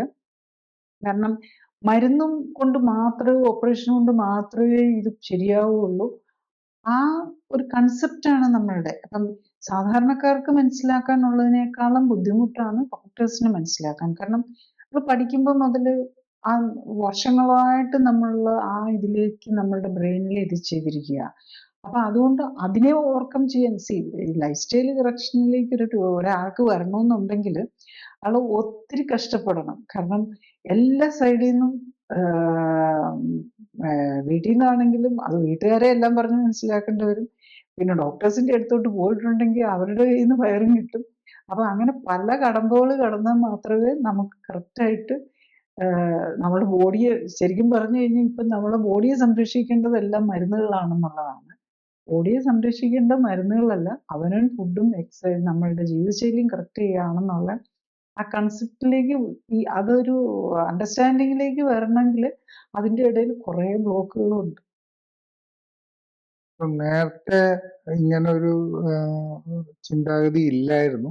പക്ഷെ ഇപ്പം ലേറ്റസ്റ്റ് ആയിട്ട് പറയുന്നത്, ഇപ്പം ഇങ്ങനൊരു ക്യാൻസറിന്റെ പ്രോബ്ലം ഉണ്ട് എന്ന് മനസ്സിലാക്കിയാൽ അപ്പോൾ ആദ്യം ചെയ്യേണ്ടത് മറ്റു വേറെ എന്തെങ്കിലും ക്രോണിക് ആയിട്ടുള്ള അസുഖങ്ങൾ ഉണ്ടെങ്കിൽ അത് കൺട്രോൾ ചെയ്യാനായിട്ടും അത് കുറയ്ക്കാനായിട്ടും ചെയ്യാവുന്ന കാര്യങ്ങൾ മാക്സിമം ചെയ്യാൻ ശ്രമിച്ചിട്ട് അതിനോടൊപ്പം വേണം ക്യാൻസറിനെ ട്രീറ്റ്മെന്റ് ചെയ്യാനായിട്ടും തുടങ്ങേണ്ടത് എന്നുള്ളത്. അത് എത്രമാത്രം ശരിയാണ്? നമുക്കിപ്പോൾ ഏറ്റവും കൂടുതൽ ഇവിടെയുള്ള രോഗം ഏതാണ്? ക്യാൻസർ പേഷ്യൻസിന് മിക്കവാറും പേരും ഡയബറ്റിക് ആയിരിക്കും. ഒരു 90% പേഷ്യൻസും ക്യാൻസർ പേഷ്യൻസും ഡയബറ്റിക് ആയിരിക്കും. നമ്മൾ കാണുന്നതാണ്. അപ്പം ശരിക്കും പറഞ്ഞു കഴിഞ്ഞാൽ ഡയബറ്റിസ് എന്ന് പറഞ്ഞാൽ എന്താണ്? ഷുഗർ കൂടുന്നു. ടൈപ്പ് 2 ഡയബറ്റിസ് എന്ന് പറഞ്ഞു കഴിഞ്ഞാൽ എന്താണ്? ഷുഗറിനൊപ്പം ഇൻസുലിനും കൂടെ കൂടുക.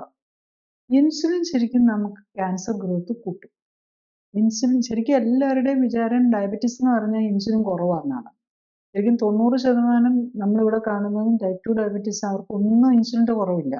പക്ഷെ നമ്മൾ എങ്ങനെയാണ് ട്രീറ്റ് ചെയ്യുന്നത്? അവർക്ക് ഇൻസുലിൻ ഇഞ്ചക്ഷൻ കൊടുക്കും, അല്ലെങ്കിൽ ഇൻസുലിൻ്റെ അളവ് കൂട്ടാനുള്ള മരുന്ന് കൊടുക്കും. അപ്പം ശരിക്കും പറഞ്ഞു കഴിഞ്ഞാൽ നമ്മളുടെ ബോഡിയിൽ 3 4 ഇൻസുലിൻ വേണ്ടിടത്ത്, യൂണിറ്റ് ഇൻസുലിൻ വേണ്ടിടത്ത് 200 250 300 ഉള്ള പേഷ്യൻസിനെ നമ്മൾ കാണാറുണ്ട്. അപ്പൊ ഈ ഇൻസുലിൻ എന്താ ചെയ്യുന്നത്? നമ്മുടെ ഇമ്മ്യൂൺ സിസ്റ്റത്തെ ബ്ലോക്ക് ചെയ്യുക, നമ്മുടെ ക്യാൻസർ സെല്ലിന് വളരാനായിട്ടുള്ള ഇത് കൊടുക്കുക. അപ്പം ഞാൻ ഒരു പേഷ്യൻ്റെ കാര്യം ഞാനൊരു എക്സാമ്പിൾ പറയാം. ഒരു പേഷ്യൻ്റ് എന്നോട് പറയാം, അദ്ദേഹത്തിന് ഡയബറ്റീസ് ആയിരുന്നു, അദ്ദേഹത്തിന് അതുപോലെ PSA കൂടുതലുണ്ടായിരുന്നു. അപ്പം ട്രീറ്റ്മെന്റ് ഒക്കെ എടുത്തു. അയാളുടെ ഡയബറ്റീസ്, അയാൾ ഇൻസുലിൻ ഒക്കെ എടുത്തുകൊണ്ടിരുന്ന ആളാണ്. നമ്മൾ ഇൻസുലിനും ഡയബറ്റിക് മെഡിസിൻസും ഒക്കെ ടൈപ്പ് 2 ഡയബറ്റീസ് പാൻക്രിയാസ് ഫംഗ്ഷൻ ഉണ്ടോ, ടൈപ്പ് 2 ആണോ, ടൈപ്പ് എന്താണെന്ന് നോക്കിയിട്ട് ഫസ്റ്റ് ഡേ തന്നെ, അത് സ്റ്റാർട്ട് ചെയ്യുമ്പോൾ തന്നെ ഡയബറ്റീസിന്റെ എല്ലാ മെഡിസിൻസും നിർത്തുകയാണ് ചെയ്യുന്നത്. അപ്പം പലപ്പോഴും ഇതൊന്നും നമ്മൾ ഡോക്ടേഴ്സിനോട് പറഞ്ഞു കഴിഞ്ഞു കഴിഞ്ഞാൽ നമുക്ക് പലർക്കും അത് ചിന്തിക്കാൻ പോലും പറ്റാത്ത കാര്യമാണ്. പക്ഷെ അത് ചിന്തിക്കാനൊന്നും നമ്മൾ അത്ര വലിയ ബോധറാകേണ്ട കാര്യമില്ല. പിറ്റേ ദിവസം വിതിൻ 24 hours നമുക്കറിയാം. കാരണം നമ്മൾ അവനവനെ തന്നെ ചെക്ക് ചെയ്യാവുന്ന കാര്യമല്ലേ ഉള്ളൂ. ബ്ലഡ് ഷുഗർ സ്റ്റാർട്ട് ചെയ്യുമ്പോൾ രാവിലെ ഫാസ്റ്റിംഗ് സ്റ്റാർട്ട് ചെയ്തിട്ട് 2 hours കഴിയുമ്പോൾ ഷുഗർ അത്ര വ്യത്യാസം വരുന്നുണ്ട്. ഒരു 4 times നമ്മൾ ഷുഗർ നോക്കാനും പറഞ്ഞിട്ടാണ് നമ്മളത് ചെയ്യുന്നത്. അത് നമുക്ക് അവനവന് തന്നെ കാണാം. കാരണം അവർ 10 അല്ല 20 അല്ല 30 അല്ല 40 വർഷം ഇൻസുലിനും ഡയബറ്റീസിന് മരുന്ന് എടുത്തുകൊണ്ടിരുന്നവരാണേലും പാൻക്രിയാസ് ഫംഗ്ഷൻ ചെയ്യുന്നുണ്ടോ, ഈ ഡയറ്റ് അതുപോലെ നോക്കുന്നുണ്ടോ, ഡെഫിനറ്റ്ലി അവരുടെ ഷുഗർ 24 hourസിനുള്ളിൽ കുറഞ്ഞിട്ടുണ്ടാകും. 24 വരെ നോക്കണ്ട, എവറി ഡേ ടൈമിൽ തന്നെ നമ്മൾ 4 നേരമാണ് നോക്കിക്കുന്നത്. ആ 4 നേരം ആകുമ്പോഴേക്കും, വൈകുന്നേരം ആകുമ്പോഴേക്കും നമുക്ക് നമ്മുടെ ഷുഗർ കുറയുന്നത് കാണാൻ പറ്റുന്നതേ ഉള്ളൂ. അപ്പോൾ ഒരു ക്യാൻസർ പേഷ്യൻസ് എന്താ ചെയ്യേണ്ടത്? ആദ്യം നമ്മൾ ക്യാൻസർ ആണെങ്കിൽ തന്നെ ഷുഗർ ഉണ്ടോ അത് കൺട്രോൾ ചെയ്താലേ നമ്മളുടെ ഇമ്മ്യൂൺ സിസ്റ്റം, അതായത് നമ്മളെ നമ്മൾ വിശ്വസിക്കുക, നമ്മളുടെ ബോഡിയെ നമ്മൾ വിശ്വസിക്കുക. നമ്മളുടെ ബോഡിയിൽ നമ്മുടെ ഹീലിംഗ് പവർ എന്ന് ഇമ്മ്യൂൺ സിസ്റ്റമാണ്. ആ ഇമ്മ്യൂൺ സിസ്റ്റത്തിന് വർക്ക് ചെയ്യാനുള്ള ഓപ്പർച്യൂണിറ്റി ഉണ്ടാക്കി കൊടുക്കുക. അപ്പൊ ഇമ്മ്യൂൺ സിസ്റ്റത്തിന് പ്രോപ്പർലി വർക്ക് ചെയ്യണമെന്നുണ്ടെങ്കിൽ ഷുഗർ ലെവൽ ഏറ്റവും കുറവായിരിക്കണം. ഒരു 100, അറൗണ്ട് 100 നിർത്താൻ പറ്റണം. എപ്പോഴാണേലും ഭക്ഷണം കഴിച്ചു കഴിഞ്ഞിട്ടാണേലും ഷുഗർ ലെവൽ ഏകദേശം ഒരു 70 to 140 നിർത്തണം. ഇൻസുലിൻ ലെവൽ ഒരു 4 to 5, 6 ആ റേഞ്ചിലേക്ക് കൊണ്ടുവരണം. അത്രയും വന്നു കഴിഞ്ഞാൽ നമ്മുടെ ഇമ്മ്യൂൺ സിസ്റ്റത്തിന് പ്രോപ്പർലി ഫങ്ഷൻ ചെയ്യാൻ പറ്റുള്ളൂ. അപ്പൊ ഞാൻ ഈ പറഞ്ഞ ഞാനൊരു പേഷ്യന്റെ കാര്യം പറയുന്നില്ല. അപ്പൊ അദ്ദേഹത്തിന്റെ ഇതെല്ലാം കൺട്രോൾ ചെയ്തിട്ട് അദ്ദേഹം പറയുക, അപ്പൊ അദ്ദേഹത്തിന് PSA എല്ലാം കറക്റ്റ് ചെയ്തു. അപ്പൊ ആ സമയത്തായിരുന്നു നമ്മുടെ ഇവിടെയുള്ള ഒരു ഫേമസ്, നമുക്ക് എല്ലാവർക്കും പ്രിയപ്പെട്ട ഒരു സിനിമാ സ്റ്റാർ ഈ ക്യാൻസർ വധിച്ചു മരിച്ചത്. അപ്പൊ അദ്ദേഹം പറയുക, അദ്ദേഹത്തിനൊക്കെ ശരിക്കും പറഞ്ഞു കഴിഞ്ഞാൽ ഇതെടുത്താ ശരിക്കും രക്ഷപ്പെടാമായിരുന്നില്ലേ എന്ന്. ഡെഫിനറ്റ്ലി വർഷങ്ങളായിട്ട് ക്യാൻസർ ഡയബറ്റിക് പേഷ്യൻ്റ് ആണ്.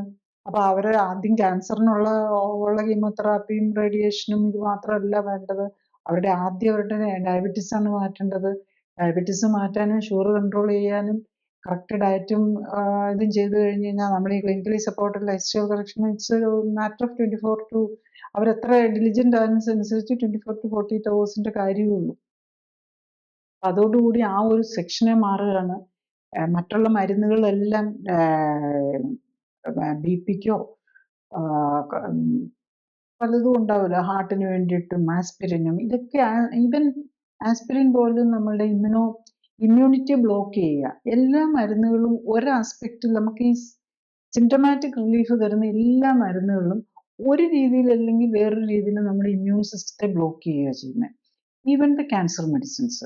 അപ്പം നമ്മളുടെ ഇമ്മ്യൂൺ സിസ്റ്റത്തിന് ഫ്രീ ആയിട്ട് വർക്ക് ചെയ്യാനുള്ള ഓപ്പർച്യൂണിറ്റി ഉണ്ടാക്കി കൊടുക്കുകയാണ് നമ്മൾ ചെയ്യേണ്ടത്. അല്ലാതെ ഇമ്മ്യൂൺ സിസ്റ്റത്തെ ബ്ലോക്ക് ചെയ്യാൻ നോക്കുന്നത് എല്ലാം, നമ്മളുടെ ഇമ്മ്യൂൺ സിസ്റ്റത്തെ ബ്ലോക്ക് ചെയ്യാൻ നോക്കുന്ന എല്ലാം എഗെയിൻസ്റ്റ് ദ നേച്ചറാണ്. നമുക്ക് എഗെയിൻസ്റ്റ് ദ നേച്ചർ പോയി ഒരു കാര്യം ചെയ്യാൻ പറ്റില്ല. പക്ഷെ നമുക്കിപ്പം പെയിൻ കില്ലേഴ്സ്, ശരിയാണ്, നമുക്ക് ഭയങ്കര സഫറിങ് ആണ്, അല്ലെങ്കിൽ ശ്വാസം മുട്ടൽ വരുന്നു, അന്നേരം ശ്വാസം കറക്റ്റ് ചെയ്യാൻ, അങ്ങനെ ഒരു ഷോർട്ട് ടൈം സിംറ്റമാറ്റിക് റിലീഫിന് വേണ്ടിയിട്ട് ഡെഫിനറ്റ്ലി മോഡേൺ മെഡിസിനിൽ നമ്മുടെ പ്രത്യേകിച്ച് വളരെ ഇഫക്റ്റീവ് മെഡിസിൻസ് ഉണ്ട്, അത് ആവശ്യമാണ്. പക്ഷെ ലോങ് ടൈം അത് ആകാൻ പാടില്ല. അപ്പൊ നമ്മൾ പെയിൻ കൂടുമ്പോൾ നമ്മുടെ സ്ട്രെസ്സും, നമ്മളുടെ പെയിൻ വന്നു കഴിയുമ്പോഴേക്കും നമ്മളുടെ സ്റ്റിറോയിഡ് ഹോർമോൺസ് കൂടും, എഡ്രിനാലിൻ കൂടും, BP കൂടും, അത് നമുക്ക് കൊള്ളൂല. അപ്പൊ ആ പെയിനിന് ഇമ്മീഡിയറ്റ്ലി തന്നെ ഒരു റിലീഫ് കൊടുക്കേണ്ടത് ആവശ്യമാണ്. കാരണം അല്ലെങ്കിൽ അത് ഇമ്മ്യൂൺ സിസ്റ്റത്തെ നെഗറ്റീവായിട്ട് ബാധിക്കും. അപ്പൊ ഇതിനെല്ലാം നമ്മളൊരു കൺട്രോൾഡ് ലെവലിൽ ഏറ്റവും മനസ്സിലാക്കിക്കൊണ്ട് അതിൻ്റെ മരുന്നുകളൊക്കെ ആവശ്യമാണ്, നല്ലതാണ്. പക്ഷെ അതിനെ കൺട്രോൾഡ് ആയിട്ടും മനസ്സിലാക്കിക്കൊണ്ട് ഉപയോഗിക്കുകയും അതെന്താണെന്ന് രോഗി മനസ്സിലാക്കുകയും ചെയ്യുക. അപ്പം ശരിക്കും ഇന്നത്തെ കാലത്ത് നമുക്ക് കറക്റ്റ് ഒരു ട്രീറ്റ്മെന്റ് വേണമെന്നുണ്ടെങ്കിൽ, എടുക്കണമെന്നുണ്ടെങ്കിൽ സോ മെനി ഓപ്ഷൻസ് ആണ്. ഓരോ ഡോക്ടേഴ്സും ഓരോ രീതിയിലായിരിക്കും. കുറേ പ്രോട്ടോക്കോളുകളുണ്ട്, എല്ലാം പ്രോട്ടോക്കോൾ ബേസ്ഡ് ആണ്. അപ്പം പ്രോട്ടോക്കോളുകളുടെ അനുസരിച്ച് നമ്മൾ പോകുമ്പം ഇപ്പൊ എന്തിനും ഏത് രീതിയിൽ കുറേ രീതികളിൽ ഇപ്പം ഒരു കാര്യത്തിന് തന്നെ 100 ബേസിൽ ട്രീറ്റ് ചെയ്യാം. ഇപ്പം ഒരു ഡയബറ്റീസിന് തന്നെ എത്രയോ മരുന്നുകൾ, എത്രയോ കോമ്പിനേഷനുകളാണ്, തൗസൻഡ്സ് ഓഫ് കോമ്പിനേഷൻസും തൗസൻഡ്സ് ഓഫ് മരുന്നുകളും ഉണ്ട്. അതുപോലെ തന്നെ ക്യാൻസറിനും എല്ലാത്തിനും പല രീതിയിലുള്ള കോമ്പിനേഷനാണ്. പക്ഷെ അവസാനം നോക്കുമ്പോൾ നമുക്കറിയാം കുറച്ച് മരുന്നുകൾക്കുള്ളിൽ അതിനകത്തിട്ട് കോമ്പിനേഷനാണ്. അപ്പൊ ഇപ്പൊ കീമോതെറാപ്പി കോഴ്സ് എന്ന് പറയുമ്പം 4-5 മരുന്ന്, 3-4-5 മരുന്നുകളായിരിക്കും വരുന്നത്. അതിനകത്ത് ഒരെണ്ണം സ്റ്റിറോയിഡ് ആയിരിക്കും. കാരണം ഈ ഈ അസ്വസ്ഥതകൾ കുറയ്ക്കാൻ വേണ്ടിയിട്ട് ഈ സ്റ്റിറോയിഡ് പോലെയുള്ള ഇമ്മ്യൂണോ സപ്രസൻസും അതിൻ്റെ കൂടെ വരുന്നുണ്ടാവും. അത് തന്നെ നമ്മുടെ ക്യാൻസർ സെല്ലിനെ, നമ്മുടെ ഇമ്മ്യൂൺ സിസ്റ്റത്തെ ബ്ലോക്ക് ചെയ്യുകയാണ് ചെയ്യുന്നത്. പിന്നെ ബോൺ മാരോയെ സപ്രസ് ചെയ്യുക, ഇതെല്ലാമാണ് ഇത് ചെയ്യുന്നത്. അപ്പം നമ്മൾ ലോജിക്കലി ചിന്തിച്ചാൽ മാത്രമേ നമുക്ക് ഇതിൻ്റെയൊക്കെ മനസ്സിലാവുള്ളൂ. പിന്നെ ഈ ലോങ് ടേമിൽ നമ്മളിങ്ങനെ ചിന്തിച്ചു വെച്ചിരിക്കുന്ന ഒരു സിസ്റ്റത്തിൽ നമുക്ക് അത്ര എളുപ്പമൊന്നുമല്ല. അപ്പൊ അത് കൂടുതൽ ആൾക്കാർ അതിൽ മനസ്സിലാക്കി അതനുസരിച്ച് ചെയ്യാനായിട്ട് ശ്രമിക്കുക. ഇപ്പൊ ഈ ഫുഡിന്റെ കാര്യം പറയുമ്പോ ഈ പിള്ളേരുടെ കേസിൽ പറയുന്നത് ഈ പ്രോസസ്ഡ് മീറ്റ് ശരിക്കും പറഞ്ഞു കഴിഞ്ഞാല് അതിന്റെ ഇൻട്രൊഡക്ഷൻ കുറയ്ക്കണം അല്ലെങ്കിൽ താമസിപ്പിക്കണം. എന്താന്ന് വെച്ചാൽ പറയുന്നതനുസരിച്ച് പ്രോസസ്ഡ് മീറ്റിന്റെ കഴിക്കുന്നതിന്റെ ദൈർഘ്യം എന്ന് പറയുന്നത് ഒരു ക്യാൻസറുമായിട്ട് വളരെ ബന്ധപ്പെട്ട ഒരു കാര്യമായിട്ടാണ്. അത് എങ്ങനെയാണ് സാധിക്കുക?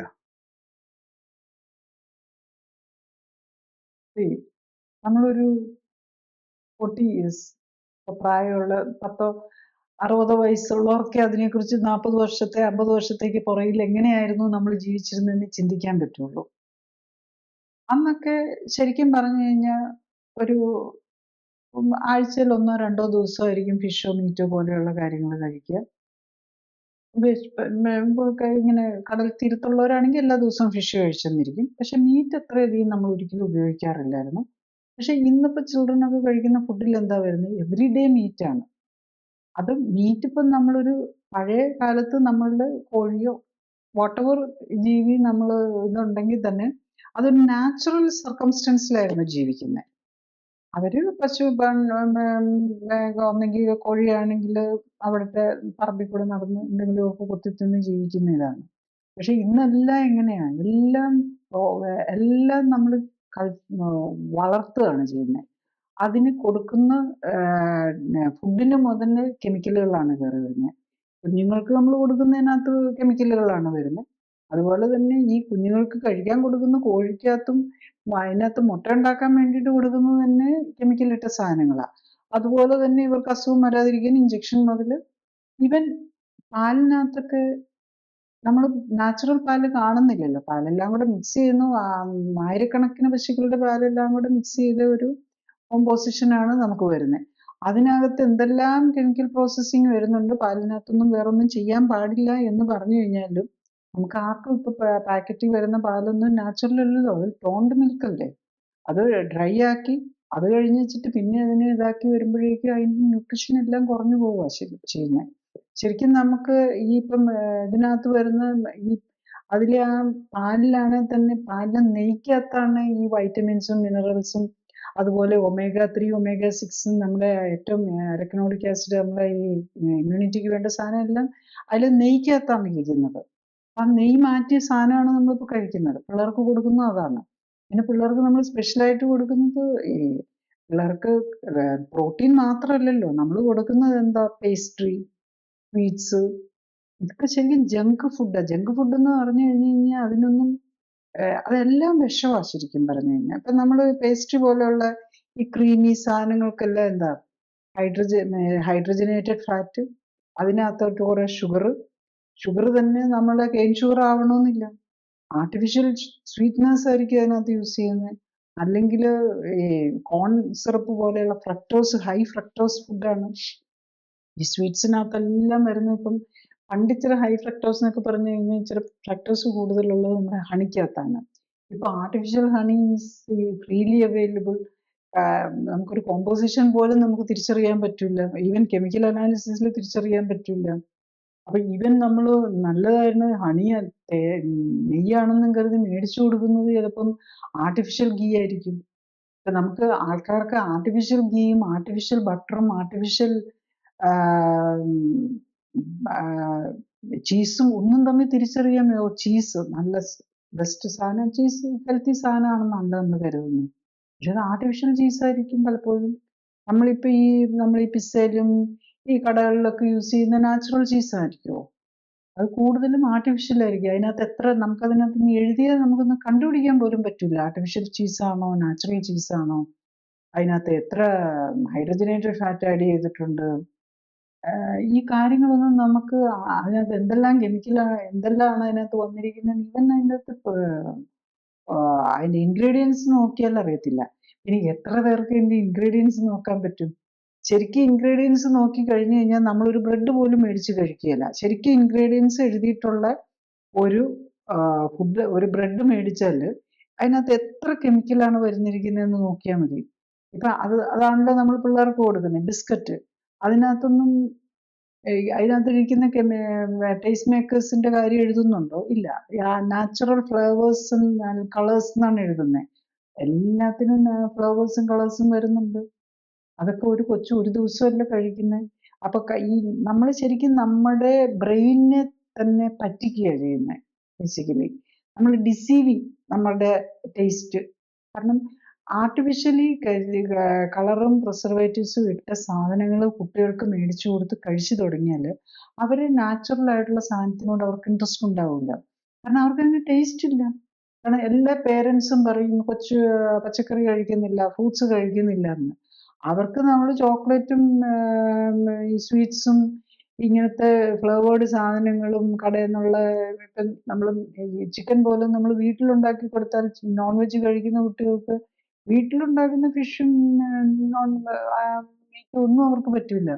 കാരണം അതിനകത്ത് നമ്മൾ നാച്ചുറൽ സാധനങ്ങളാണ്. ഇനി അല്ലെങ്കിൽ അവരെ കഴിപ്പിക്കണമെങ്കിൽ അതിനകത്ത് കുറെ സോസും ഒക്കെ കൂടെ ആഡ് ചെയ്ത് നമ്മൾ ഉണ്ടാക്കി കൊടുക്കേണ്ടി വരും. ഇപ്പം നമ്മൾ ഹോട്ടലുകളിലൊക്കെ നമ്മളെല്ലാം ഉണ്ടാക്കുന്നതിനകത്ത് സോസും ഈവൻ ആർട്ടിഫിഷ്യൽ മസാലകളും എല്ലാം കൂടെ ചേർത്ത് അവരെ ജസ്റ്റ് ആ ടേസ്റ്റിനാണ് അവിടെ ഇമ്പോർട്ടൻസ്. നമുക്ക് നമ്മൾ ന്യൂട്രീഷനാണ് നമ്മുടെ ഇമ്പോർട്ടൻസ്. പക്ഷെ ഇപ്പം നമുക്ക് നമ്മളുടെ ഈ നമ്മൾ ഒരു ഭക്ഷണം കഴിക്കുമ്പോൾ നമ്മുടെ എല്ലാ സെൻസസും നമ്മളുടെ അതിനകത്ത് ഇൻവോൾവ് ആവുന്നുണ്ട്.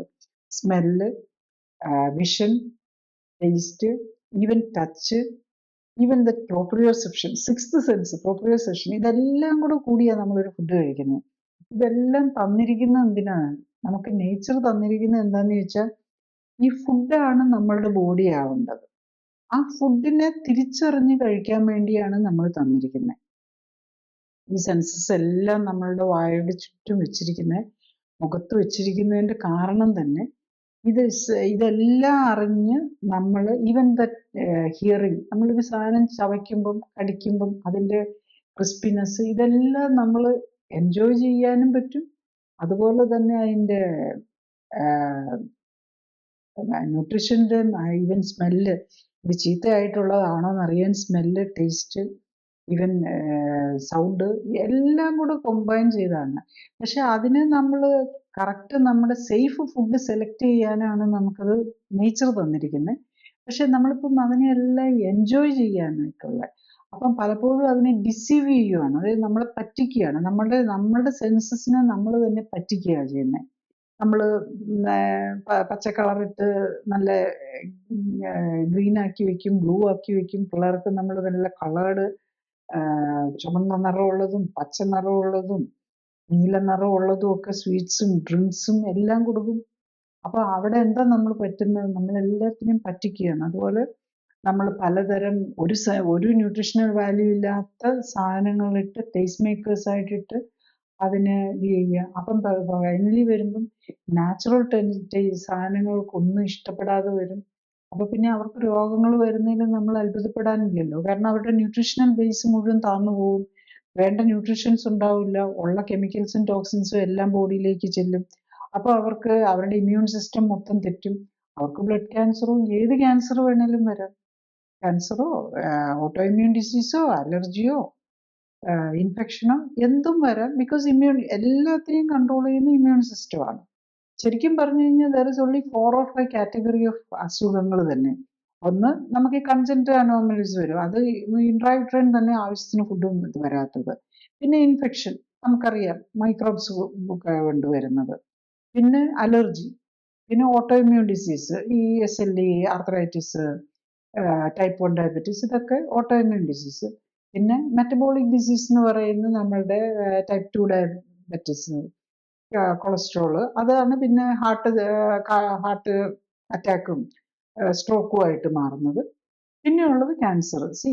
ഇതെല്ലാം ബേസ് കിടക്കുന്നത് നമ്മുടെ ഇമ്മ്യൂൺ സിസ്റ്റത്തിന്റെ തകരാറാണ്.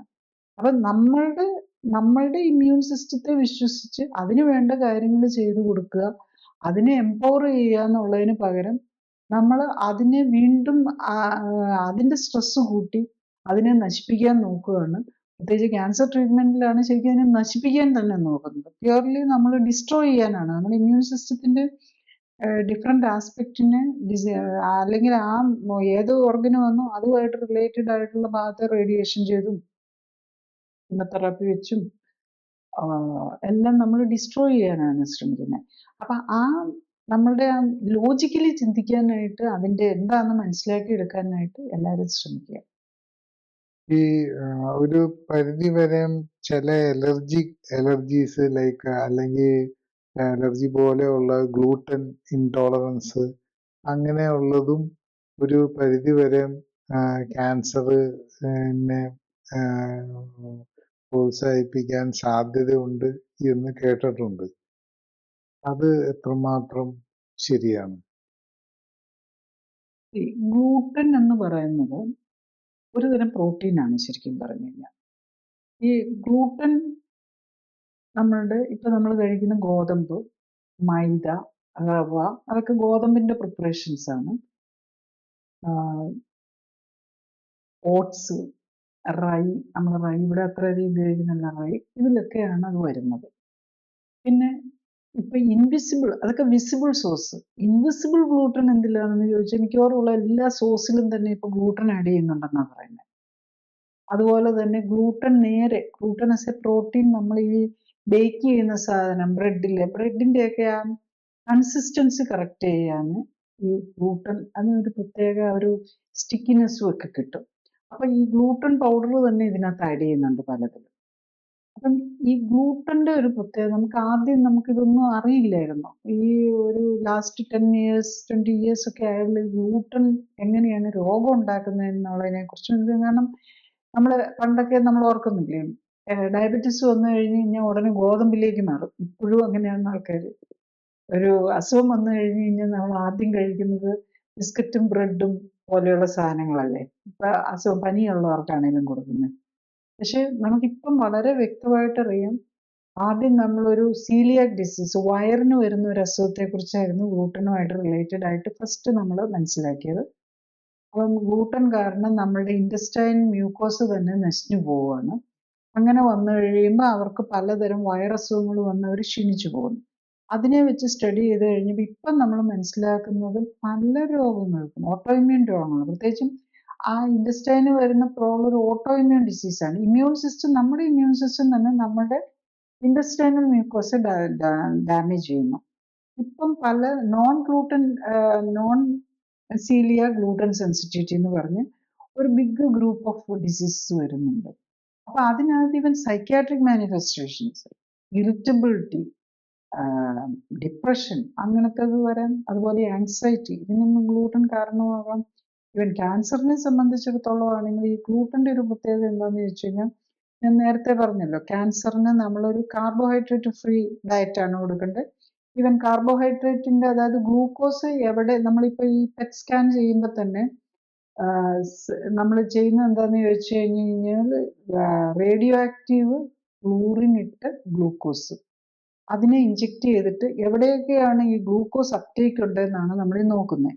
അപ്പം നമ്മളുടെ ബ്രെയിനിൽ അല്ലെങ്കിൽ ലിവറിൽ അല്ലെങ്കിൽ ലങ്സിൽ ഒക്കെ വരുന്നുണ്ടെങ്കിൽ, അല്ലെങ്കിൽ ഏതൊക്കെ ഭാഗത്ത്, ഇപ്പം നമ്മൾ വയറിനകത്താണ് ഏത് ഭാഗത്താണ് ക്യാൻസർ വന്നിരിക്കുന്നതെന്ന് അറിയാനായിട്ട് അവിടെ ആ ഗ്ലൂക്കോസ് ചെന്നിട്ടുണ്ടോ എന്നാണ് നോക്കുന്നത്. നമുക്ക് ഒരു ലേമാന് തന്നെ, അതായത് ഡോക്ടേഴ്സ് ഒന്നും അല്ലെങ്കിൽ റേഡിയോളജിസ്റ്റ് ഒന്നും ആണോന്നില്ല, അതിൻ്റെ പടം കാണുമ്പോൾ തന്നെ നമ്മുടെ എവിടെയൊക്കെയാണ് ഈ glucose, radio active glucose FDG എന്നാണ് വരുന്നത്. FDG സെൻസിറ്റീവ്, അതായത് മെറ്റബോളിക്കലി ആക്റ്റീവ് ലീഷൻസ് എവിടെയൊക്കെ ഉണ്ട്, ഏതൊക്കെ ഭാഗത്താണ് നമുക്ക് ആക്റ്റീവായിട്ട് ക്യാൻസർ ഗ്രോത്ത് നടക്കുന്നതെന്ന് അതിനകത്ത് നിന്ന് നമുക്ക് കാണാൻ പറ്റും. സാധാരണക്കാരന് ഒരു ഡോക്ടർ ഒന്ന് എക്സ്പ്ലെയിനും കൂടെ ചെയ്ത് കഴിഞ്ഞാൽ അവനവന് തന്നെ കാണാൻ പറ്റുന്നതേ ഉള്ളൂ. അപ്പൊ ഈ ഗ്ലൂക്കോസിനെ കുറയ്ക്കണം ക്യാൻസർ ഡയറ്റിൽ എന്ന് പറയുന്നത് അതുകൊണ്ടാണ്. ഗ്ലൂക്കോസ് വന്നു കഴിഞ്ഞാൽ മാത്രമേ ക്യാൻസർ ഗ്രോ ചെയ്യാനായിട്ടുള്ള സാധ്യത ഉള്ളതാണ്. ഗ്ലൂക്കോസ് അങ്ങ് കട്ട് ചെയ്ത് കഴിഞ്ഞാൽ തന്നെ ക്യാൻസർ ഗ്രോത്ത് അവിടെ സപ്രസ് ചെയ്യാൻ പറ്റും. ക്യാൻസർ സെല്ലിനെ സ്റ്റാർവ് ചെയ്യുന്ന പോലെയാണ് വരുന്നത്. അതാണല്ലോ ഏറ്റവും എളുപ്പമുള്ള ഒരു മാർഗം. കീമോതെറാപ്പിയും മറ്റേ കെമിക്കലോ അല്ലെങ്കിൽ മെഡിസിൻ കൊടുക്കുമ്പോൾ നമുക്ക് എല്ലാ സെല്ലിനെയും ഡിസ്ട്രോയ് ചെയ്യുന്ന പോലെ വരും. ഇതിപ്പം ഗ്ലൂക്കോസ്, അതേ സമയത്ത് നമ്മളുടെ നോർമൽ സെല്ലിന് ഗ്ലൂക്കോസ് വേണ്ട, കീറ്റോൺ ബോഡി വെച്ചും ജീവിക്കാൻ പറ്റും. അപ്പം അതാണ് അതിനകത്ത് വരുന്നത്. പിന്നെ ഈ ഗ്ലൂട്ടന്റെ കാര്യത്തിലേക്ക് വന്നു കഴിയുമ്പോൾ ഗ്ലൂട്ടനകത്ത് അതിനകത്ത് ഒരു മേജർ അമിനോ ആസിഡാണ് ഗ്ലൂട്ടാമിക് ആസിഡ്, ഗ്ലൂട്ടമിൻ എന്നൊക്കെ പറയുന്നത്. അത് ശരിക്കും പറഞ്ഞു കഴിഞ്ഞാൽ അതിനെയും ക്യാൻസറിന് ഫുഡായിട്ട് യൂസ് ചെയ്യാൻ പറ്റും. അതുപോലെ തന്നെ അതിനെ കൺവേർട്ട് ചെയ്ത് ഗ്ലൂക്കോസ് ആക്കാനും എളുപ്പമാണ്. അപ്പം അതുകൊണ്ടും ഇത്തരം സാധനങ്ങൾ നമ്മൾ ക്യാൻസർ പേഷ്യൻസ് ശരിക്കും ഗ്ലൂട്ടൻ ഫ്രീ ഡയറ്റ് എടുക്കുക, കാർബോഹൈഡ്രേറ്റ് മിനിമൈസ് ചെയ്യുക. അതേസമയത്ത് ഒരു 50 ഗ്രാം കാർബോഹൈഡ്രേറ്റ് വരുന്നതിന് കുഴപ്പമില്ല, നമ്മുടെ നെർവ് സിസ്റ്റത്തിന്റെ ഫങ്ഷനിങ്ങിനൊക്കെ പെട്ടെന്ന് കട്ട് ചെയ്യാൻ പറ്റില്ല. കാരണം നെർവ് സിസ്റ്റത്തിന് ഈ ഗ്ലൂക്കോസിൽ നിന്ന് മാറി കീറ്റോൺ ബോഡീസ് യൂസ് ചെയ്യണമെന്നുണ്ടെങ്കിൽ, അതിലേക്ക് എത്തണമെന്നുണ്ടെങ്കിൽ കുറച്ച് സമയം കൊടുക്കണം. പക്ഷെ അതിന് നമ്മുടെ ബോഡിയിൽ തന്നെ ഈ ഗ്ലൈക്കോജൻ എന്ന ഫോർമാറ്റിൽ ഗ്ലൂക്കോസ് സ്റ്റോർ ചെയ്ത് വെച്ചിട്ടുണ്ടാവും. അപ്പം പെട്ടെന്ന് ഒരു ദിവസം നമുക്ക് മാറ്റുക എന്നുള്ളതല്ല, ഒരു ഗ്രാജുവലി വിതിൻ ഫ്യൂ ഡേയ്സ് കൊണ്ട് നമ്മളുടെ ബോഡി കറക്റ്റായിട്ട് പോവുകയാണെങ്കിൽ ഒരു 4-5 ഡേയ്സ് എടുക്കുമ്പോഴേക്കും കീറ്റോൺ ബോഡീസ് നമ്മളുടെ ഫങ്ഷൻസ് എല്ലാം, നമ്മളുടെ എനർജി റിക്വയർമെന്റ്സിനെല്ലാം നമ്മളുടെ ഫാറ്റിൽ നിന്ന് വരുന്ന കീറ്റോൺ ബോഡീസിനെ യൂസ് ചെയ്യാൻ പറ്റും. അതിലേക്ക് നമ്മളുടെ എത്തിക്കുക എന്നുള്ളതാണ്. അതൊക്കെ ഇഷ്ടംപോലെ ഇപ്പോൾ സ്റ്റഡീസ് വന്നിട്ടുണ്ട്. നമ്മൾ പല രോഗങ്ങൾക്കും നമ്മളുടെ ഗ്ലൂക്കോസ് കുറച്ചിട്ട് കീറ്റോൺ, ഈവൻ ബ്രെയിൻ എപ്പിലെപ്സി പോലെയുള്ള കൺവൽഷൻസ് ഒക്കെ വരുന്ന സ്റ്റേജിൽ നമ്മൾ ഗ്ലൂക്കോസ് കുറച്ച് കീറ്റോൺ ബോഡീസിലേക്ക് നമ്മുടെ ബോഡിയെ ഷിഫ്റ്റ് ചെയ്യുക എന്നുള്ളതാണ്. അത് ക്യാൻസറിന്റെ കാര്യത്തിൽ ഇപ്പോൾ സ്റ്റഡി നടക്കുന്നുണ്ട്.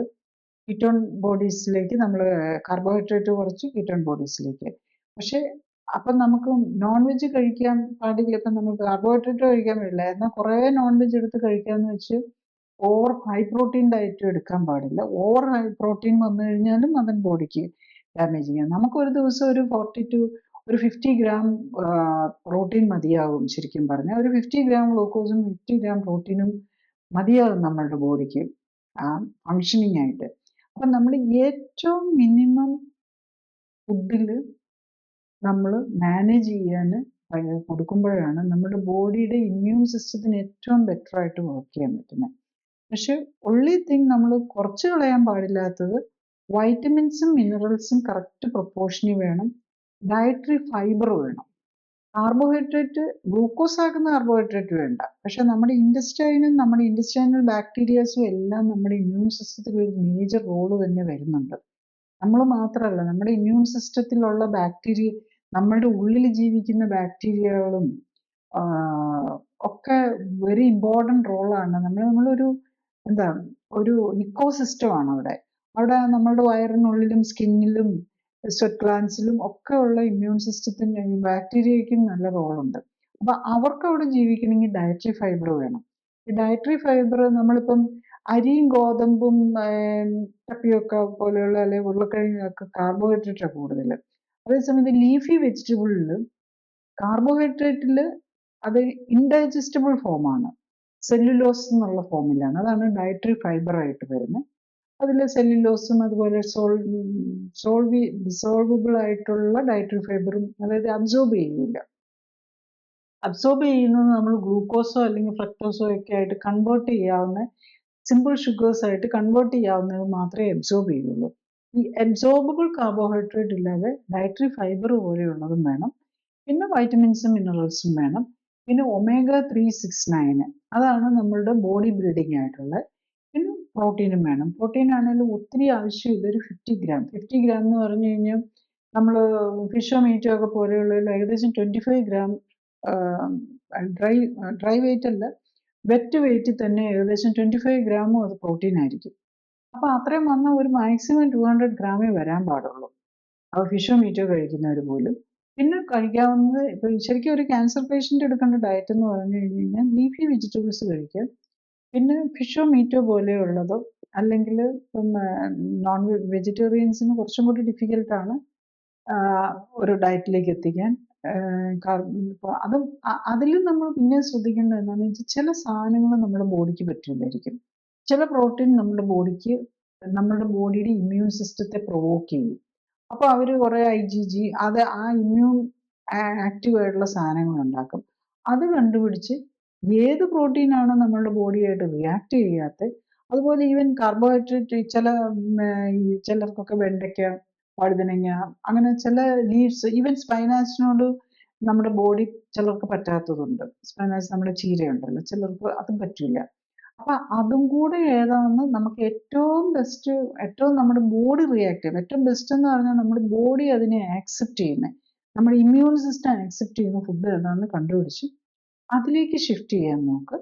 എന്നിട്ട് കാർബോഹൈഡ്രേറ്റിന്റെ അളവ്, അരി, ഗോതമ്പ്, മധുരം, ബേക്കറി ഐറ്റംസ് ഇതെല്ലാം നമ്മൾ ഒഴിവാക്കുക. ഗ്ലൂട്ടൺ ഒഴിവാക്കുക. മോഡറേറ്റ് ആയിട്ടുള്ള പ്രോട്ടീനും ലീഫി വെജിറ്റബിൾസും വെച്ച്, പിന്നെ എല്ലാ വൈറ്റമിൻസും മിനറൽസും കറക്റ്റായിട്ട് വരുന്നുണ്ടെന്ന് ഉറപ്പിക്കുക.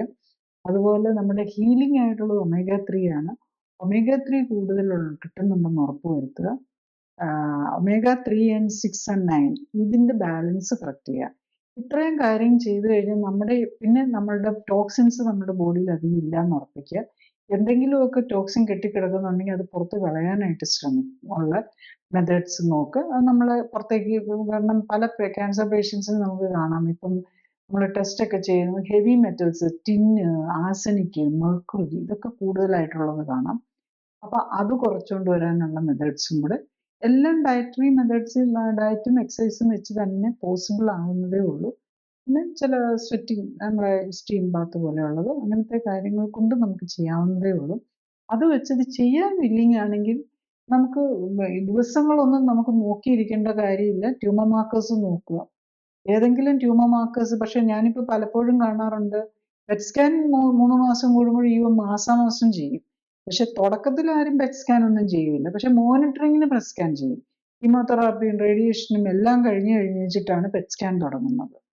പെറ്റ് സ്കാൻ അപ്പോഴല്ല തുടങ്ങേണ്ടത്, നമ്മൾ ട്രീറ്റ്മെന്റ് തുടങ്ങുന്നതിന് മുമ്പാണ്. ഒരു ബയോപ്സി ശരിക്കും ഡൗട്ട് ചെയ്യുന്ന ഒരു കേസിലാണെങ്കിൽ ഒരു ബയോപ്സി എടുക്കുന്നതിന് മുമ്പ് തന്നെ റിയലി ക്യാൻസർ ഡൗട്ട് ഉണ്ടെങ്കിൽ ഒരു പെറ്റ് സ്കാൻ ചെയ്യുക. അത് നമ്മൾ പിന്നെ നമ്മൾ ട്യൂമർ മാർക്കേഴ്സ് നോക്കുക. ഏതെങ്കിലും ട്യൂമർ മാർക്കേഴ്സ് പോസിറ്റീവ് ആവുന്നുണ്ടോ, ഇൻഫ്ലമേറ്ററി മാർക്കേഴ്സ് HSCRP, CRP ഇതൊക്കെ നമ്മളുടെ ക്യാൻസർ ഗ്രോത്തിന്റെ ഇൻഡിക്കേറ്റർ ആയിട്ട് വർക്ക് ചെയ്യുന്ന ഈ കാര്യങ്ങൾ നോക്കിക്കൊണ്ട് അത് മോണിറ്റർ ചെയ്ത് കറക്റ്റ് ചെയ്യുക. ഇൻഫ്ലമേറ്ററി മാർക്കേഴ്സ് ആണ് നമുക്ക് ഫാസ്റ്റ് ആയിട്ട് കറക്റ്റ് ചെയ്യാവുന്നത്.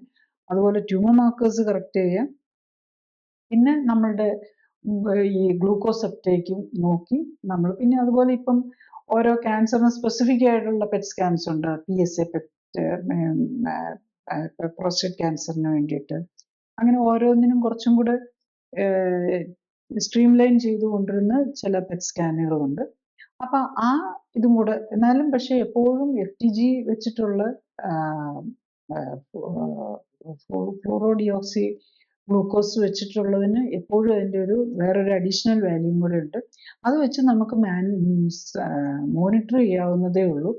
നമ്മൾ ഏറ്റവും ബെസ്റ്റ് റിസൾട്ട് കിട്ടാവുന്ന ഏറ്റവും minimum damage to the immune system. നമ്മളുടെ ബോഡി, നമ്മൾ ഈ ക്ലിനിക്കലി സപ്പോർട്ടഡ് ലൈഫ് സ്റ്റൈൽ കറക്ഷനിൽ കൂടെ ഒരാൾക്ക് ക്യാൻസറിൽ നിന്നോ ഏത് അസുഖത്തിൽ നിന്നും കിട്ടണമെന്നുണ്ടെങ്കിൽ അവരുടെ ഇമ്മ്യൂൺ സിസ്റ്റം ഇൻടാക്റ്റ് ആയിരിക്കണം. ഇമ്മ്യൂൺ സിസ്റ്റം വേണം അതിന് വർക്ക് ചെയ്യാൻ. നമുക്ക് ആകെ ചെയ്യാവുന്ന നമ്മളുടെ ഇമ്മ്യൂൺ സിസ്റ്റമാണ് നമ്മളുടെ ഹീലിംഗ് പവർ എന്ന് മനസ്സിലാക്കുക. അതിന് വേണ്ടിയിട്ടുള്ള കാര്യങ്ങൾ ചെയ്തു കൊടുക്കുക.